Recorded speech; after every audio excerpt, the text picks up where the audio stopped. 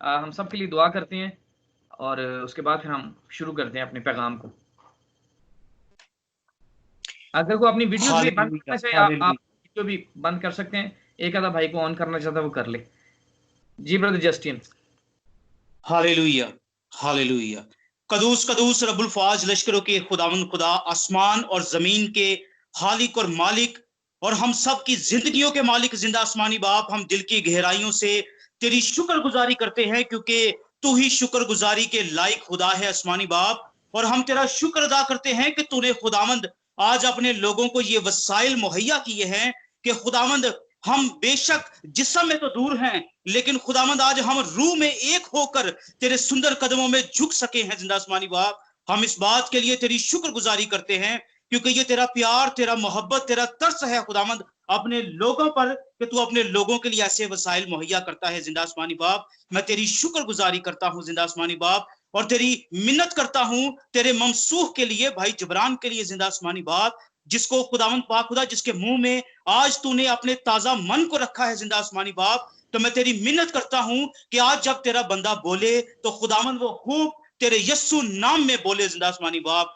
और आज उसके बोलने के वसीला से खुदावंद पाक खुदा हमारी जिंदगियों में बरकत आए जिंदा आसमानी बाप, और हम तेरे कलाम के साथ लिपटे रहे जिंदा आसमानी बाप, जब तक कि तू अपने कलाम को लेने के लिए नहीं आता जिंदा आसमानी बाप। हमें इस लायक बना के हम खुदावंद फकत तेरे कलाम के साथ लिपटे रहें, और ताकि खुदावंद पाक खुदा हम तेरा कलाम बन जाएं, और जब तू आए तो खुदावंद तेरा कलाम उड़कर तेरा इस्तकबाल करे जिंदा आसमानी बाप। और खुदावंद तेरी मिन्नत करता हूं कि आज जितनी जाने यहाँ पर मौजूद हैं खुदावंद पाक खुदा ऑनलाइन आसमानी बाप, तेरी मिन्नत करता हूं और सारे नेटवर्क पर खुदावंद तेरे कभी हाथ को मांग लेता हूं कि आसमानी बाप अबलीस की देखी अनदेखी हर तरह की कुवत, हर तरह की शरारत तेरे यस्सु नाम से जाती रहे जिंदा आसमानी बाप, और तेरे लोग खुदावंद प्रॉपर तरीके से तेरे जिंदगी बख्श मन में से आज खा सके आसमानी बाप। तेरा शुक्र करते हैं, और आज तेरे के कलाम की आवाज जहां कहीं भी जाए खुदावंद पाक खुदा, तेरे लोग अपने घरानों समेत बरकत को पाएं। यस्सु मसीह के नाम के वसीला से ये सब कुछ मांगते हैं, आमीन आमीन आमीन आमीन। अपने माइक सारे ब्रदर्स प्लीज बंद कर दीजिएगा। हमने रिकॉर्डिंग भी शुरू कर दी है और हम अपने पैगाम का आगाज करते हैं। एक दफ़ा फिर से खुदावंद आप सब भाइयों को बरकत दे जो आज हमारे साथ जमा हुए हैं, और खुदा से ये दुआ है कि आज का पैगाम हम सब की ज़िंदगियों के लिए बाइस बरकत ठहर सके। तो आइए खुदा के कलाम को हम खोलते हैं। मेरे साथ निकालिएगा कज़ात की किताब और उसका 3 बाब।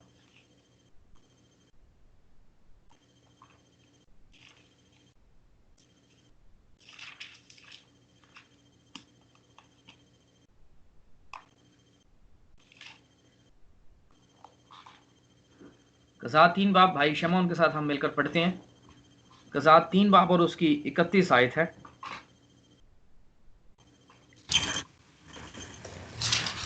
कज़ात की किताब 3 बाब और उसकी 31 आयत एक ही आयत है। जी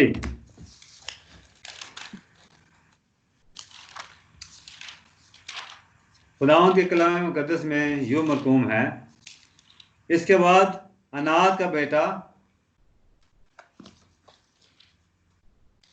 शमजदर खड़ा हुआ और उसने फलस्तियों में से 600 मर्द बैल के पहने से मारे, और उसने भी इसराइल को रिहाई दी। आमीन।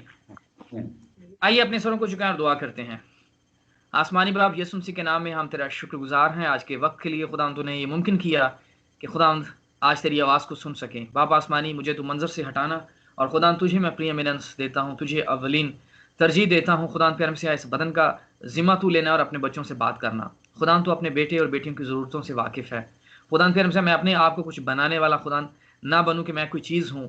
खुदा प्यार से मैं अपने आप को पीछे करता हूँ। खुदा तेरे कलाम को पहला दर्जा देता हूँ कि खुदा यहाँ मैं नज़र ना आऊँ, बल्कि तेरा कलाम खुदा प्यार मसीहा नज़र आ सके तेरे बेटे और बेटियों को। और जो बड़ी आज एक्सपेक्टेशन के साथ आज जमा हुए हैं खुदा यीशु मसीह के नाम में, ए बाप आसमानी तो आज हमारे साथ बात करना, और खुदावंद जो हमारी खुराक है जो आज इस वक्त के लिए तूने हमारे लिए रखी है, उससे आज हम खूब से रसूदा हो सकें, और खुदा प्यार से अपनी ज़िंदगी को तेरे कलाम के मुताबिक ढाल सकें, और खुदा प्यार से तेरी सूरत पर ढलते चले जाएं, ताकि खुदा हमारी ज़िंदगियों में से तू नजर आ सके, और खुदावंद आज हम इस ज़मीन के ऊपर तेरे ज़हूर को खुदावंद प्यारे मसीहा मुकम्मल कर सकें। ऐ बाबा आसमानी तू रहम करना, एक एक भाई के इंटरनेट कनेक्शन पर राहत चाहता हूँ कि तेरे कलाम की पूरी मनादी हो सके और सब जिंदगियां इसे आज बरकत हासिल कर सकें। तेरा रहम चाहता हूँ, एक एक को छूना और अपना रहम और अपना तरस करना और अपनी बरकत नाजिल करना। और खुदावंद ये कलाम प्यारे मसीहा तू इसको लिखने वाला है, ये तेरी मर्जी से खुदावंद लिखा गया है, तेरी मर्जी से ये खुदावंद प्यारे मसीहा ये कैरेक्टर बाइबल में रखे गए हैं। आज इस किरदार को हमारी जिंदगियों पर खोलना कि खुदावंद प्यारे मसीहा इसके पीछे जो भेद तूने रखा है हम उससे वाकिफ हो सकें, और खुदावंद प्यारे मसीहा हम अपने आप को इस कैरेक्टर के अंदर तलाश करें कि हम कहाँ पर हैं। बड़ी बरकत देना और एक एक के साथ होना, ये सब कुछ खुदावंद यीशु मसीह के नाम में मांगता हूं, आमीन।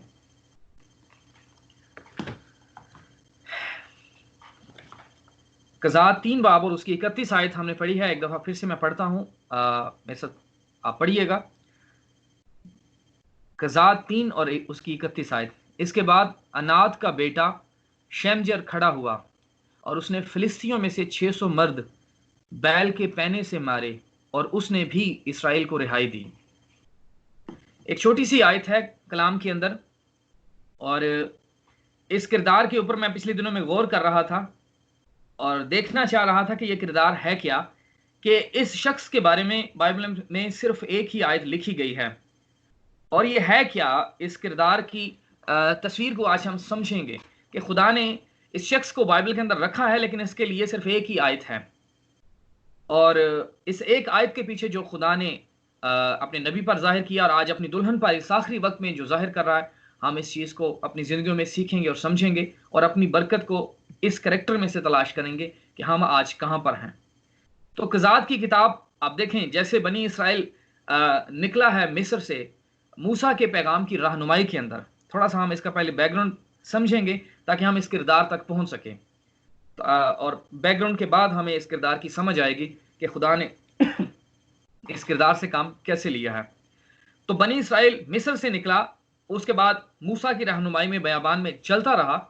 उसके बाद अब देखें, जब मूसा मंजर से हट गया है तो उसके बाद यशुआ आ गया और लोगों को अब उनके वादे की सरजमीन में पहुंचाने का काम खुदा ने यशुआ को दे दिया। खुदा ने कहा कि मेरा बंदा मूसा जो है वो मर गया है, वो वफात पा गया, अब तू उठ और तूने ये जमीन के ऊपर जो बनी इसराइल के लोग हैं, कबीले हैं, इनको इनकी मिरास देनी है। अब जबकि यशुआ जमीन के ऊपर है और यशुआ लोगों को मिरास बांटने वाला है, ये यशुआ की खिदमत थी कि लोगों को उनके वादा की सरजमीन में लेकर आ गया है, और अब यशुआ ने उस जमीन के हिस्से को बांटना शुरू कर दिया। अपनी बाइबल को खोले रखिएगा क्योंकि हम आज काफी हवालों को पढ़ेंगे और फिर जाके इस कहानी को हम समझ सकेंगे। आइएगा 2 सफ़े पीछे आ जाएं और कज़ात पहले बाब में आए, और पहले बाब की पहली आयत को मैं पढ़ता हूं। द बुक ऑफ जजेस और उसका पहला बाब चैप्टर 1 पहली ऐसे लिखा, और यशुआ की मौत के बाद यूं हुआ कि बनी इसराइल ने खुदावंद से पूछा कि हमारी तरफ से केनानियों से जंग करने को पहले कौन चढ़ाई करे। खुदावंद ने कहा कि यहूदा चढ़ाई करे, और देखो मैंने ये मुल्क उसके हाथ में कर दिया। तब यहूदा ने अपने भाई शमौन से कहा कि तू मेरे साथ मेरे कुर्रा के हिस्सा में चल ताकि हम केनानियों से लड़ें, और इसी तरह मैं भी तेरे कुर्रे के हिस्सा में तेरे साथ चलूंगा। सो शमाउन उसके साथ गया और यहूदा ने चढ़ाई की, और खुदावंद ने केनानियों और फिरजियों को उनके हाथ में कर दिया। अब ये वो पुश्त है जो कि निकली है वहां से मिस्र आगे यशुआ की रहनुमाई में चलती चली जा रही है। बनी इसराइल की ये पुश्त, पहली वाली पुश्त में 2 ही शख्स यशुआ और कालिब हैं, वो आए हैं, और कालिब जो है वो गैर कौम की तस्वीर को पेश कर रहा है। कालिब नाम ही गैर कौम का है और वो जेंटाइल है। ब्रदर कहते हैं कि वो गैर कौम की तस्वीर है, दुल्हन को वो पेश कर रहा है। तो दुल्हन और बनी इसराइल वो दोनों साथ साथ चल रहे हैं। यहां पर अब भाई एक कबीला दूसरे कबीले के साथ मिलकर काम कर रहा है कि एक भाई को जरूरत पड़ गई है तो वो दूसरा भाई उसके लिए आ खड़ा हुआ है। ये नहीं कि भाइयों और भाइयों के दरमियान फसाद और लड़ाई पड़ गई और भाई जुदा हो गए हैं, ऐसी तस्वीर हमें नजर नहीं आ रही, बल्कि यहां पर वो हेल्प मांग रहा है कि एक भाई के पास अगर एक अच्छा खुदा ने खिदमत दी है तो वो खिदमत इस्तेमाल हो सके दूसरे भाई के लिए।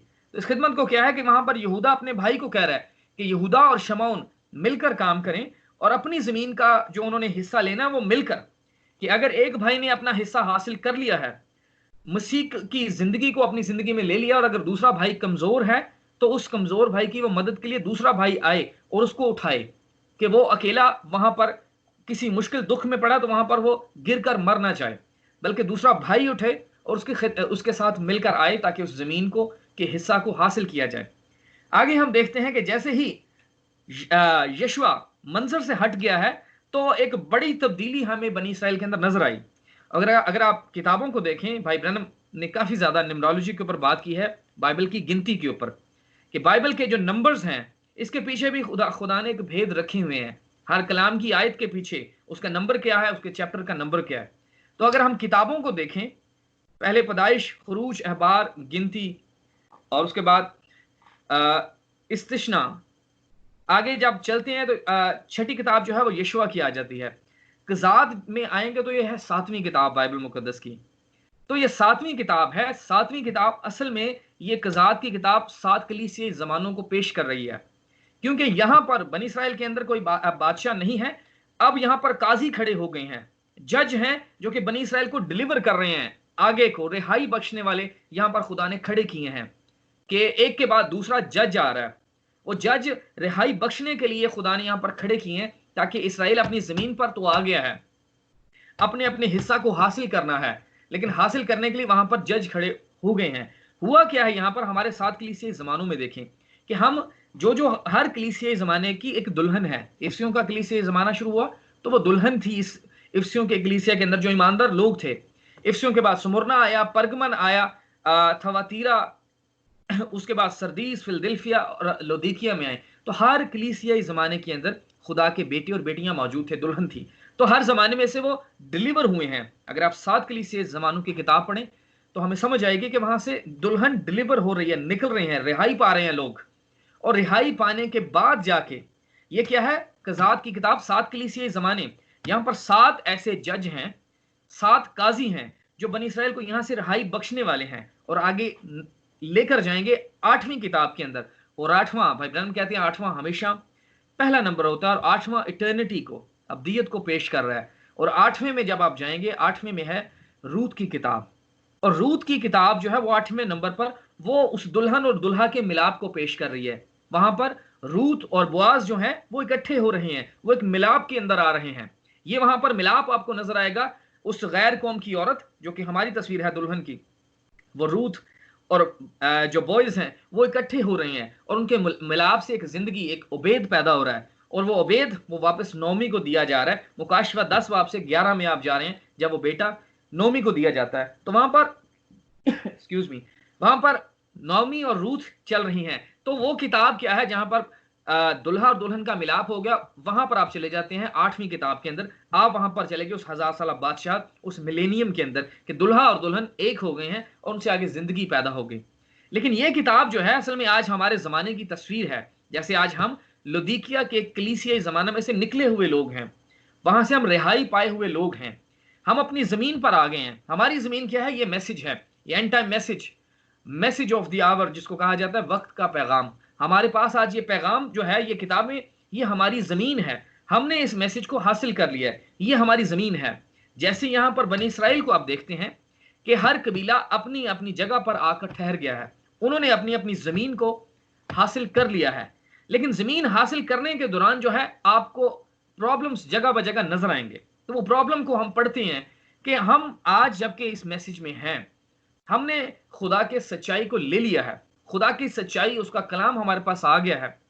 वो आने के बाद हम अपने आप को कहते हैं कि खुदा आज इस जमीन के ऊपर अगर ईमानदार लोग हैं जिनके पास खुदा की वक्त की आवाज है तो वो हम लोग हैं। आमीन। तो आज हमारे पास वो वक्त की खुराक, वो वक्त का पैगाम है और हम अपनी जमीन के ऊपर आ गए हैं। आप बनी इसराइल को देखें कि जब बनी इसराइल 1948 के अंदर अपनी जमीन पर पहुंचे हैं तो वहां पर जमीन उनकी खिल उठी है। उससे पहले अगर आप हिस्ट्री को देखें तो उनकी जमीन बंजर है। बनी इसराइल, कोई वहां पर कोई चीज उग नहीं रही, ना कोई फल, ना कोई सब्जी, कुछ नहीं उग सकता। और आज बनी इसराइल को खुदा ने इतनी बरकत दी है कि वो दुनिया के काफी मुल्कों के अंदर अपना फल, अपनी सब्जी ये एक्सपोर्ट करते हैं, भेजते हैं बाकी लोगों को। छोटा सा एक मुल्क है और पूरी दुनिया को तकरीबन वो खिला रहा है।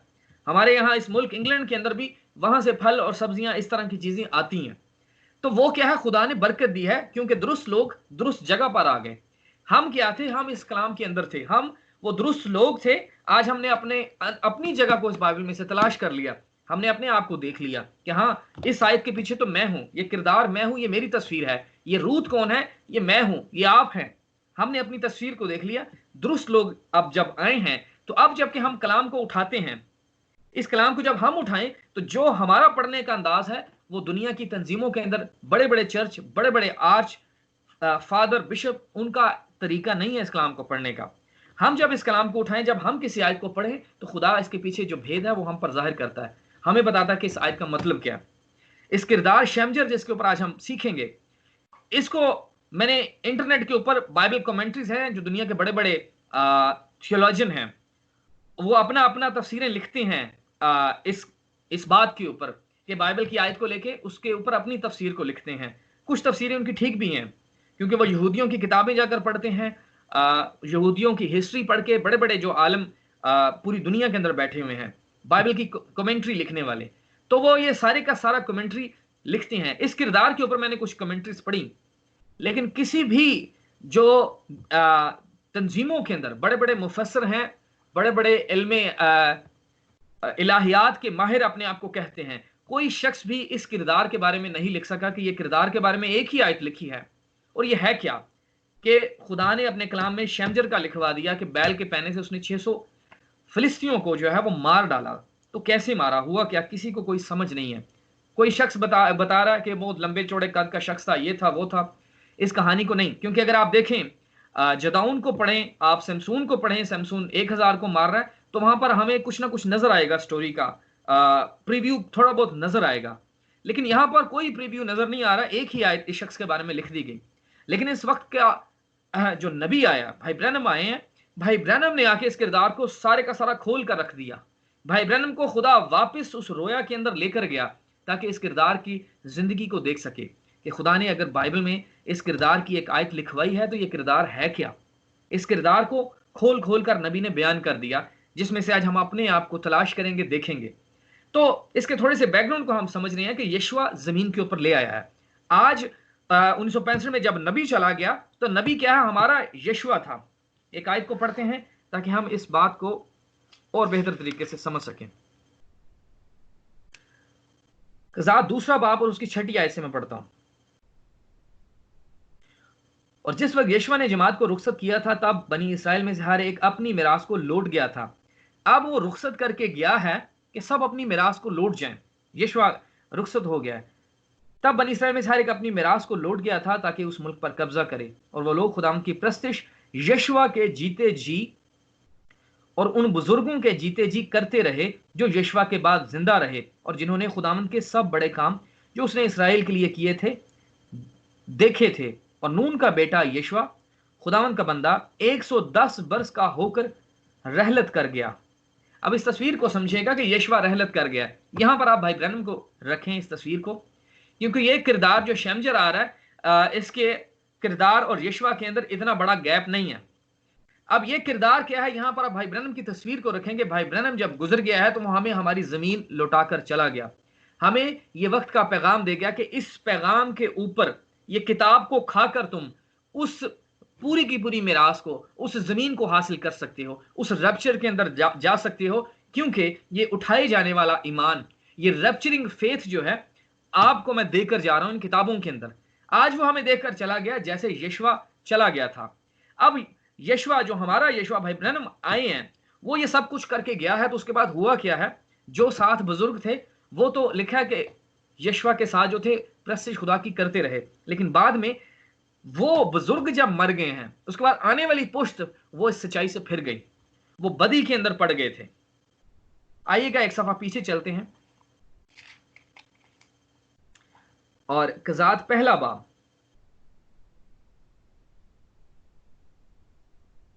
बाब और उसकी 19 आयत से मैं पढ़ता हूं।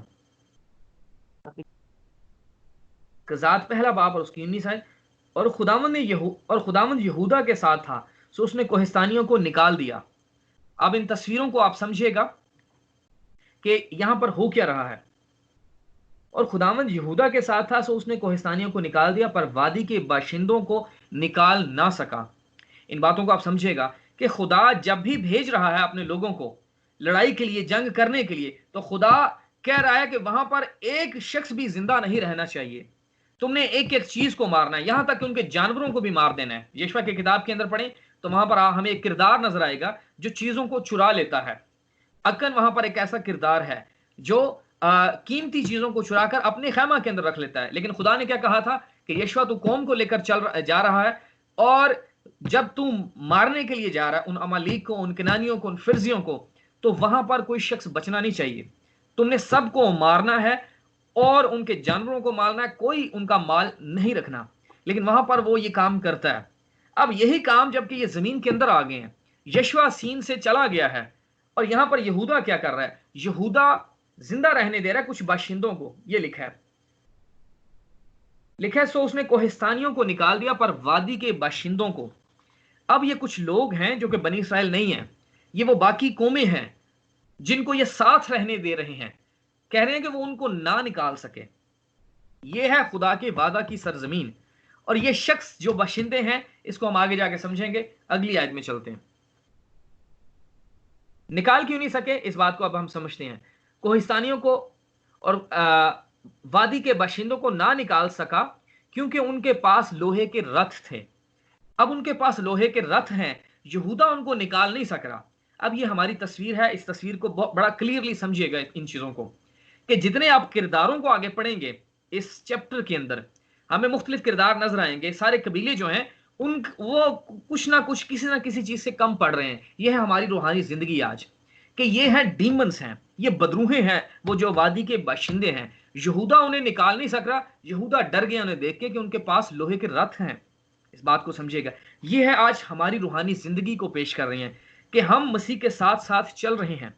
हम अपनी जिंदगी को इस कलाम के मुताबिक जो आज हमारे पास मैसेज आया है, जिसके अंदर वो उठाए जाने वाला ईमान है, रैप्चरिंग फेथ है, हम तो अपनी तरफ से बड़ा लेकर चल रहे हैं कि हम रैप्चर में जाने वाले हैं, हम उठाए जाएंगे, हम मसीह के दुल्हन हैं, बड़े दावे करते हैं। जैसे यहां पर बनी इसराइल के कबीले आए हैं, बड़े खुश हैं कि खुदा ने हमें हमारी जमीन दे दी, जिसका उसने हमारे बाप दादा से वादा किया था, हमें मिस्र से निकाला। आज हम अपनी जमीन में आ गए हैं, लेकिन खुदा हमसे खुश नहीं है।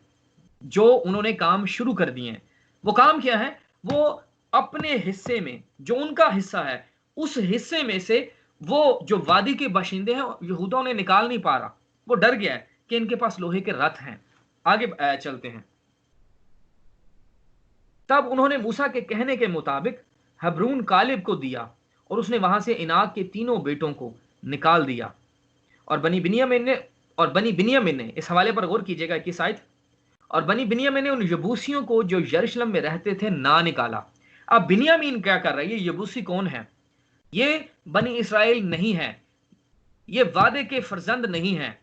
और ये बनी यबूसी जो हैं, ये यबूसी साथ साथ चल रहे हैं। और जो शहर, जो इलाका बिन्यामीन को दिया जा रहा है, बिन्यामीन कह रहा है कि नहीं, इनको इधर ही रहने दें, इनको हमने यहां से जाने नहीं देना, ये हमारे साथ ही रहें। और आगे चलते हैं। और बनी बिन्यामीन उन यबूसियों को जो यरूशलेम में रहते थे ना निकाला। अब ये रहते कहां पर है? यरूशलेम। सो यबूसी बनी बिन्यामीन के साथ आज तक यरूशलेम में रहते हैं। अब जबकि ये कज़ात की किताब लिखी गई है कि वो साथ साथ रह रहे हैं, हम अपने वादा की सरजमीन में हैं, लेकिन आज हमारे साथ वो बेअतकादी हमारी जिंदगियों के अंदर जो है, कुछ ना कुछ ऐसी चीज रह गई है जो हमारे किरदार को मसीह के ऊपर वापस नहीं आने दे रही। क्यों? क्योंकि हमारी जमीन के ऊपर जो है, कभी यबूसी आगे हैं, कभी फिरजी हैं, कभी फिलिस्ती हैं, कभी अमालीक हैं। वो इस जमीन के ऊपर आकर बैठ गए हैं, उन्होंने कब्जा किया है। वो कब्जा किया है कि आज हम अपनी जिंदगी के अंदर हम मसीह के साथ पूरे तौर पर चलना चाहते हैं। हम अपनी सोच, अपनी जिंदगी को उसकी मर्जी के मुताबिक, जो हम कलाम सुने हर रोज, जो हम पढ़ें या स्काइप पर सुने या अपने पास्टर से सुने, अपनी कलीसियाओं में अपने बहने खावन से सुने, वो सुन तो लेते हैं, लेकिन कुछ ना कुछ ऐसा एलिमेंट हमारी जिंदगी में रह जाता है जो कि हम मसीह की मर्जी पर पूरा नहीं उतर पा रहे। वो एलिमेंट क्या है? कि हमारी जमीन के अंदर, हमारी जमीन पर हमने खुद कब्जा दिया उन यबूसियों को।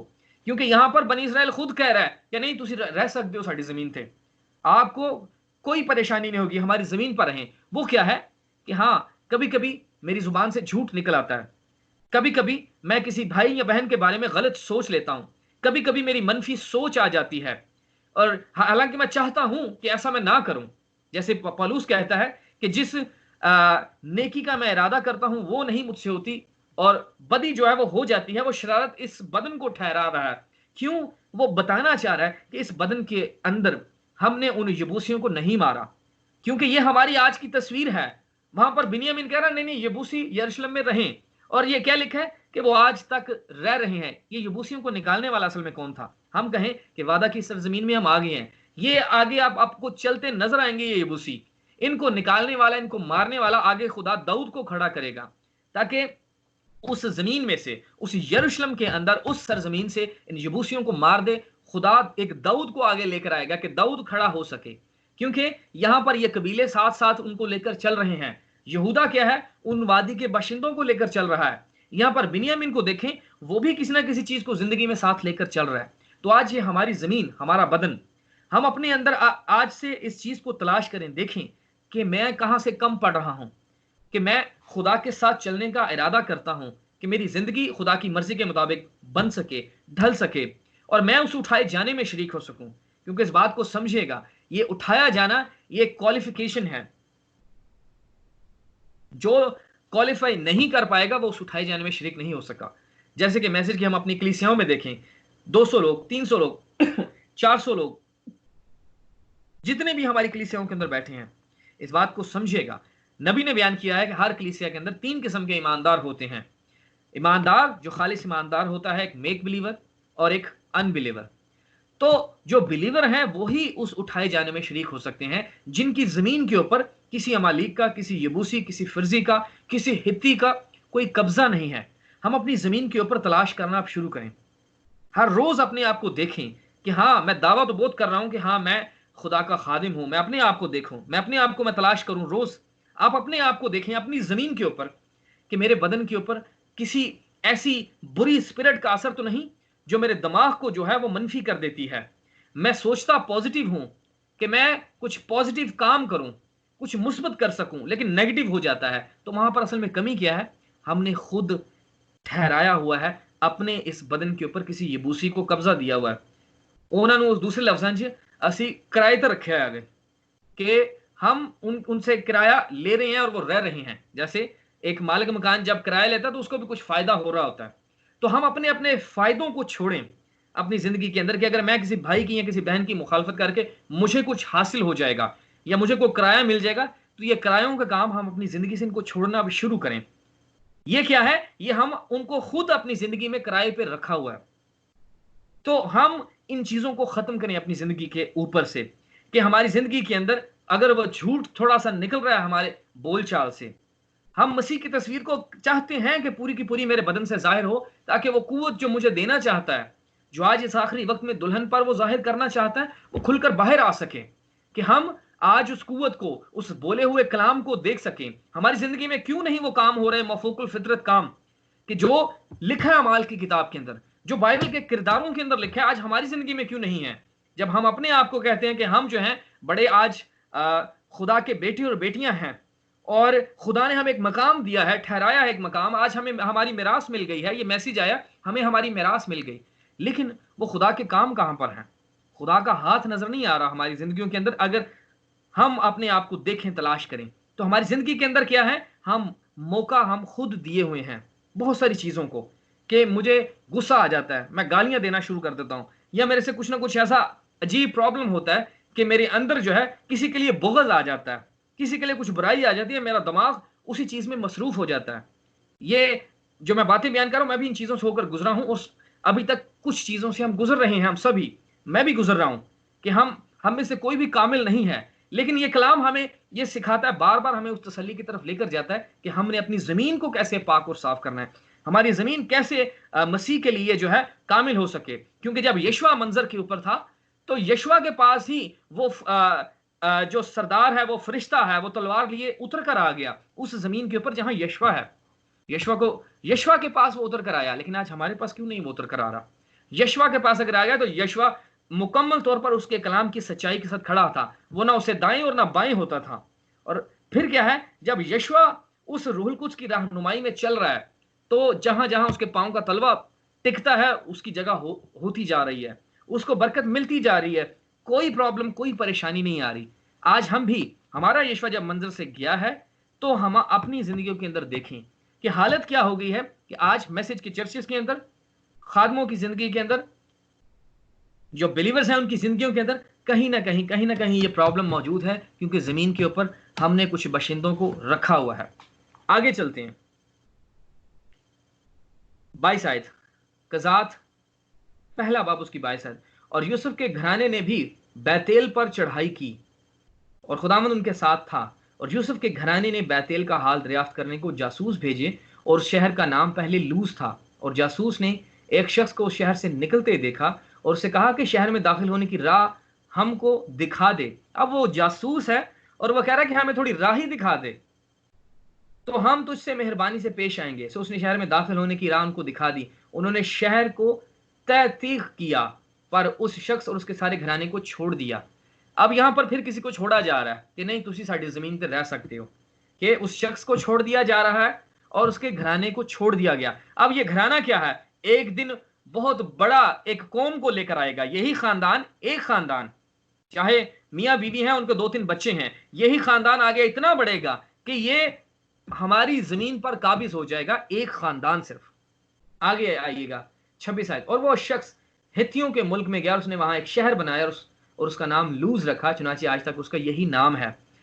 अब वो शख्स जो है उस जमीन के ऊपर, बैतेल के ऊपर आ गया, जहां पर खुदा जो है याकूब के पास उतर कर आ गया, जहां पर याकूब उस पत्थर को रखकर उस पर उस तेल को डालता है और उस जगह को मुकर्रर कर रहा है। वो बैतेल, जहां पर वो सीढ़ी उसको नजर आई जो कि आसमान तक थी, वो सीढ़ी क्या है कि वो याकूब देख रहा है कि वहां से फरिश्ते उतर रहे हैं, चढ़ रहे हैं। वो सीढ़ी क्या है? वो आज हमारे वो भाई ब्रैनम के पैगाम थे, वो 1179 पैगाम। वो सीढ़ी हमारी क्या है? हमें उस आसमान पर लेके जा रही है कि आज वो याकूब के पास वो एक्सेस आ गई है कि वो देख रहा है फरिश्ते चढ़ रहे हैं, उतर रहे हैं। इस मैसेज में हुआ क्या? नबी ने जितने मैसेज बयान किए हैं, हर मैसेज के अंदर फरिश्ता उतर रहा है, चढ़ रहा है उस सीढ़ी से, फरिश्ता उतर कर आता है, नबी की मीटिंग के अंदर आ जाता है।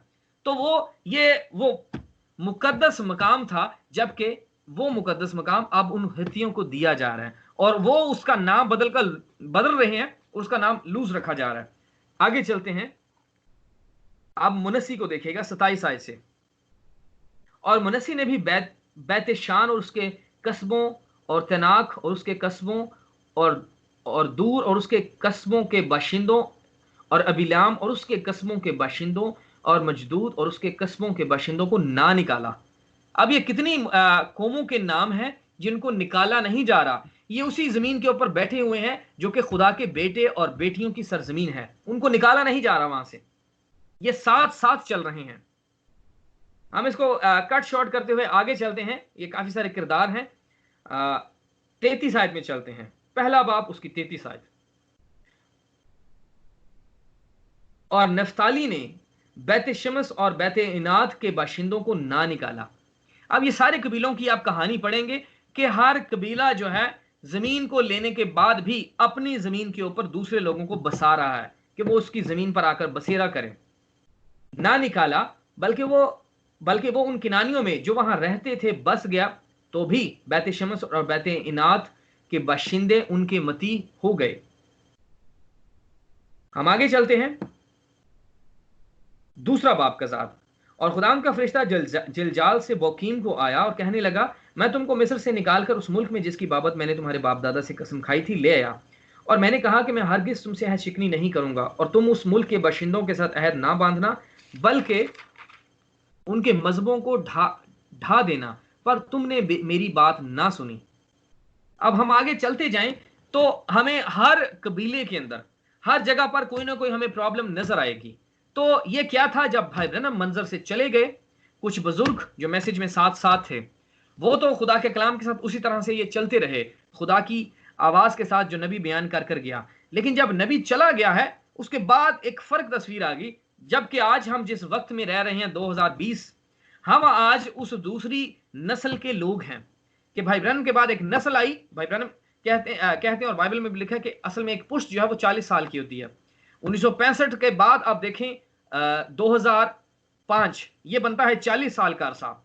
मैसेज की पहली पुश्त वहां पर गई, और अब जबकि हम जो रह रहे हैं आज 2020 में, ये आज वो दूसरी पुश्त है जिसके बारे में आज हम इस क़ज़ात में से सीखेंगे कि आज हम उसी दूसरी पुश्त में हैं। पहली पुश्त मैसेज की होकर चली गई और पहली पुश्त के अंदर भी आप देखें, और आज इस पुश्त के अंदर भी हो क्या रहा है कि बहुत सारे लोग जो नबी के साथ थे इस मैसेज को छोड़कर चले गए, और जो नई पुश्त में आए हैं उन्होंने तो इंतहा कर दिया कि इतनी ज्यादा डॉक्ट्राइन बन गया, और वो डॉक्ट्राइन, वो तालीम बनने का मकसद क्या था।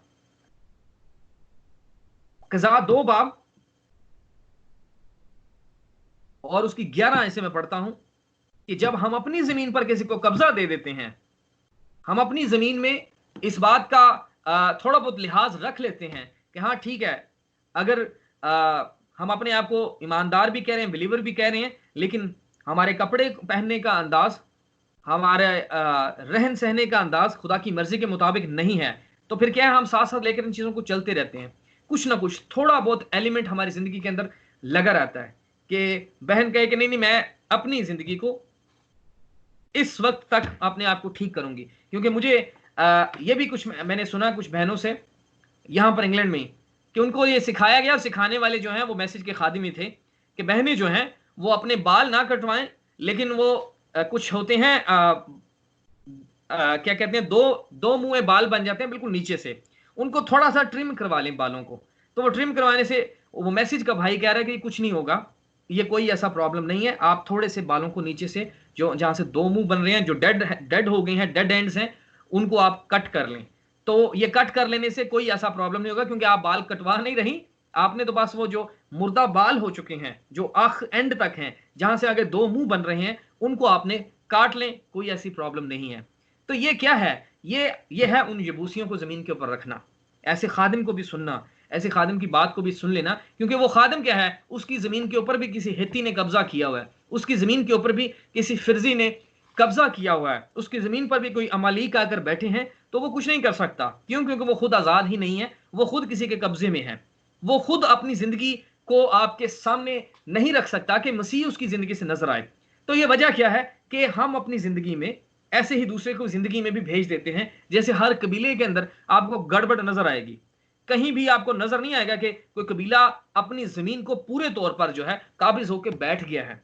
तो हम अपनी तस्वीर को आज देखिए, हम हमारे पास जबकि आज ये जमीन आई है, हम इस दूसरी पुश्त में है मैसेज की, तो हमारी जिंदगी में आज क्या है। अब ये जो दूसरी पुश्त है, बुजुर्ग चले गए, जो कि हमने पहले पढ़ा है, यशवा गुजर गया, यशवा के साथ जो बुजुर्ग थे वो भी अब मर गए हैं, अब एक दूसरी पुश्त उठी है।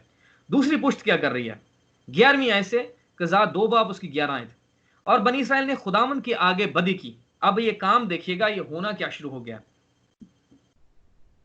बनी इसराइल ने खुदावंद के हुजूर बदी कर दी है और बलीन की प्रस्तिश करने लगे। अब जिन बशिंदों को हमने ठहराया है कि हम कहें जी हाँ मेरा दोस्त जो है वो कैथोलिक चर्च में जाता है, वो मेरा बड़ा अच्छा दोस्त है, या मेरे खानदान के लोग हैं, मेरे रिश्तेदार हैं, तो कभी कभार होता क्या है कि आप जो हैं ऐसे रिश्तेदारों के जाल में असल में फंस जाते हैं, ऐसे भाई ऐसी बहन के उस जाल के अंदर फंस जाते हैं। उसमें होता क्या है कि वो आपको अपनी तरफ लगा लेंगे कि नहीं खैर है, यह भी करी जाओ, यह भी करी जाओ, खैर है, कैथोलिक चर्च भी चले जाओ, अशायर बानी है, स्त्री के नाम ही ले लो, खैर है, अशायर बानी नाम ही लो, खैर है, पैर नाम ही तो वो खैर है। इस तरह की चीजें जो हैं वो आना शुरू हो गई। और यहां पर अब जो खुदा की कौम है, खुदा के लोग हैं जो उसके खून से खरीदे गए हैं, उनकी जिंदगियों के अंदर बलीन की प्रस्तिश, बलीन क्या है, वो देवता है उन गैर अक़वाम का, उन्होंने उनकी प्रस्तिश में अब शरीक हो गए हैं। मिसाल के तौर पर इसकी सादा सी तस्वीर मैं आपको समझाता हूं। हम इस मुल्क में जहां पर मैं रहता हूं, इंग्लैंड के अंदर, जब बाकी कौमें आकर यहां पर आकर रहना उन्होंने शुरू किया, खुद ही इन्होंने इजाजत दी कि हमारे मुल्क में आकर रहें, इंडिया वाले भी रहें, पाकिस्तान भी रहे, जितने आना चाहते हैं इस इंग्लैंड के अंदर आकर रहें। इंग्लैंड हो गया, अमेरिका, न्यूजीलैंड, हर मुल्क के अंदर आप जाएं तो आपको बहुत सारे बाशिंदे नजर आएंगे बाकी मुल्कों के। अब जबकि इनको समझ आ गई, इंग्लैंड वालों को ये परेशान हो गए, तो इन्होंने अब अपने आप को यूरोपियन यूनियन से पिछले साल अलग कर लिया पूरे तौर पे कि हमने अपने दरवाजे, अपने फाटक बंद कर दिए हैं यूरोपियन यूनियन के लिए, जर्मनी के लिए, फिनलैंड के लिए, पेरिस के लिए, सब मुल्कों के लिए हमारे आप बॉर्डर बंद हो गए हैं। हम और बर्दाश्त नहीं कर सकते कि हमारी जमीन पर ये काबिज होकर बैठ गए हैं। इसकी नेचुरल तस्वीर मैं आपको दिखा रहा हूं। हुआ क्या है नेचुरल तस्वीर से, अब जो कि यहाँ के ब्रिटिश गोरे थे जिन्होंने पाकिस्तान इंडिया में खूब कलाम की मनादी की है, जिसकी वजह से शायद हमारे जो बाप दादा थे इनकी मनादी की वजह से ही मसीह में आए, और आज जबकि हम तो पहले ही उस मसीह में चुनाव के अंदर थे। लेकिन हम अपने बाप दादा की तस्वीर को देखें तो इन गोरों की, इस इंग्लैंड से जो ईस्ट इंडिया कंपनी से के नाम से गए हैं, इन्होंने जाकर बहुत ज्यादा कलाम का जो है वो काम किया। जॉन वेस्ली जो है वो यहां से ही निकला, इंग्लैंड से। तो यहां पर हम आगे चलते जाएं, देखते जाएं, तो हम इन्होंने क्या किया है। आज गोरों को मैंने देखा है, गोरी औरतों को और गोरों को, उन्होंने दाढ़ियां रख ली हैं। वो हो क्या, वो मुसलमान हो गए हैं। कुछ गोरे हमें जगह बजगह नजर आएंगे। कुछ गोरियों को मैंने देखा वो अजीब तरह के मुसलमानों के बुरके टाइप पहनकर फिरती हैं। क्यों? क्योंकि वो, जबकि उन्होंने अपनी जमीन पर काबिज कर लिया किसी और को, तो अब वो मसीहियत उनकी जिंदगी से चली गई। अब गोरे को आप देखें तो आपको किसी मस्जिद के अंदर नमाज पढ़ता हुआ नजर आएगा। किसी गोरी को देखें तो वो आपको मुसलमानों का प्रचार करती, प्रीच करती नजर आएगी। वजह क्या है? अपनी जमीन पर गलत लोगों को आप लेकर आ गए। तो जब आपकी जमीन पर गलत लोग आ गए हैं तो आप भी उनकी तरह हो गए। क्यों? क्योंकि जगह बजगह आप देखें इस मुल्क के अंदर जहां चर्च थे, अब वो चर्च बिककर मस्जिदें बनना शुरू हो गई हैं। चर्च, लोग क्योंकि चर्च में जा नहीं रहे, लोगों ने चर्च जाना छोड़ दिया। अब वही चर्च मुसलमान उठते हैं, खरीदते हैं और उसी चर्च को वो मस्जिद बना देते हैं।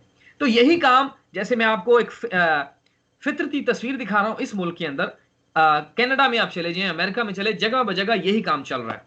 और ये तस्वीर में से हम देखें कि जब आप किसी और कौम को अपनी जमीन के ऊपर लेकर आते हैं तो आपका हाल क्या होता है। ये हाल पूरी दुनिया के अंदर चल रहा है। और यहां पर जबकि वो ले आए हैं तो यहां पर बलीम की प्रस्त शुरू हो गई है, 12वीं आयत। और उन्होंने खुदावंद अपने बाप दादा के खुदा को, जो उनको मुल्क मिस्र से निकाल लाया था, छोड़ दिया। हाल क्या होगा कि आप खुदा को छोड़ देंगे, उस जिंदा खुदा को छोड़ दिया गया।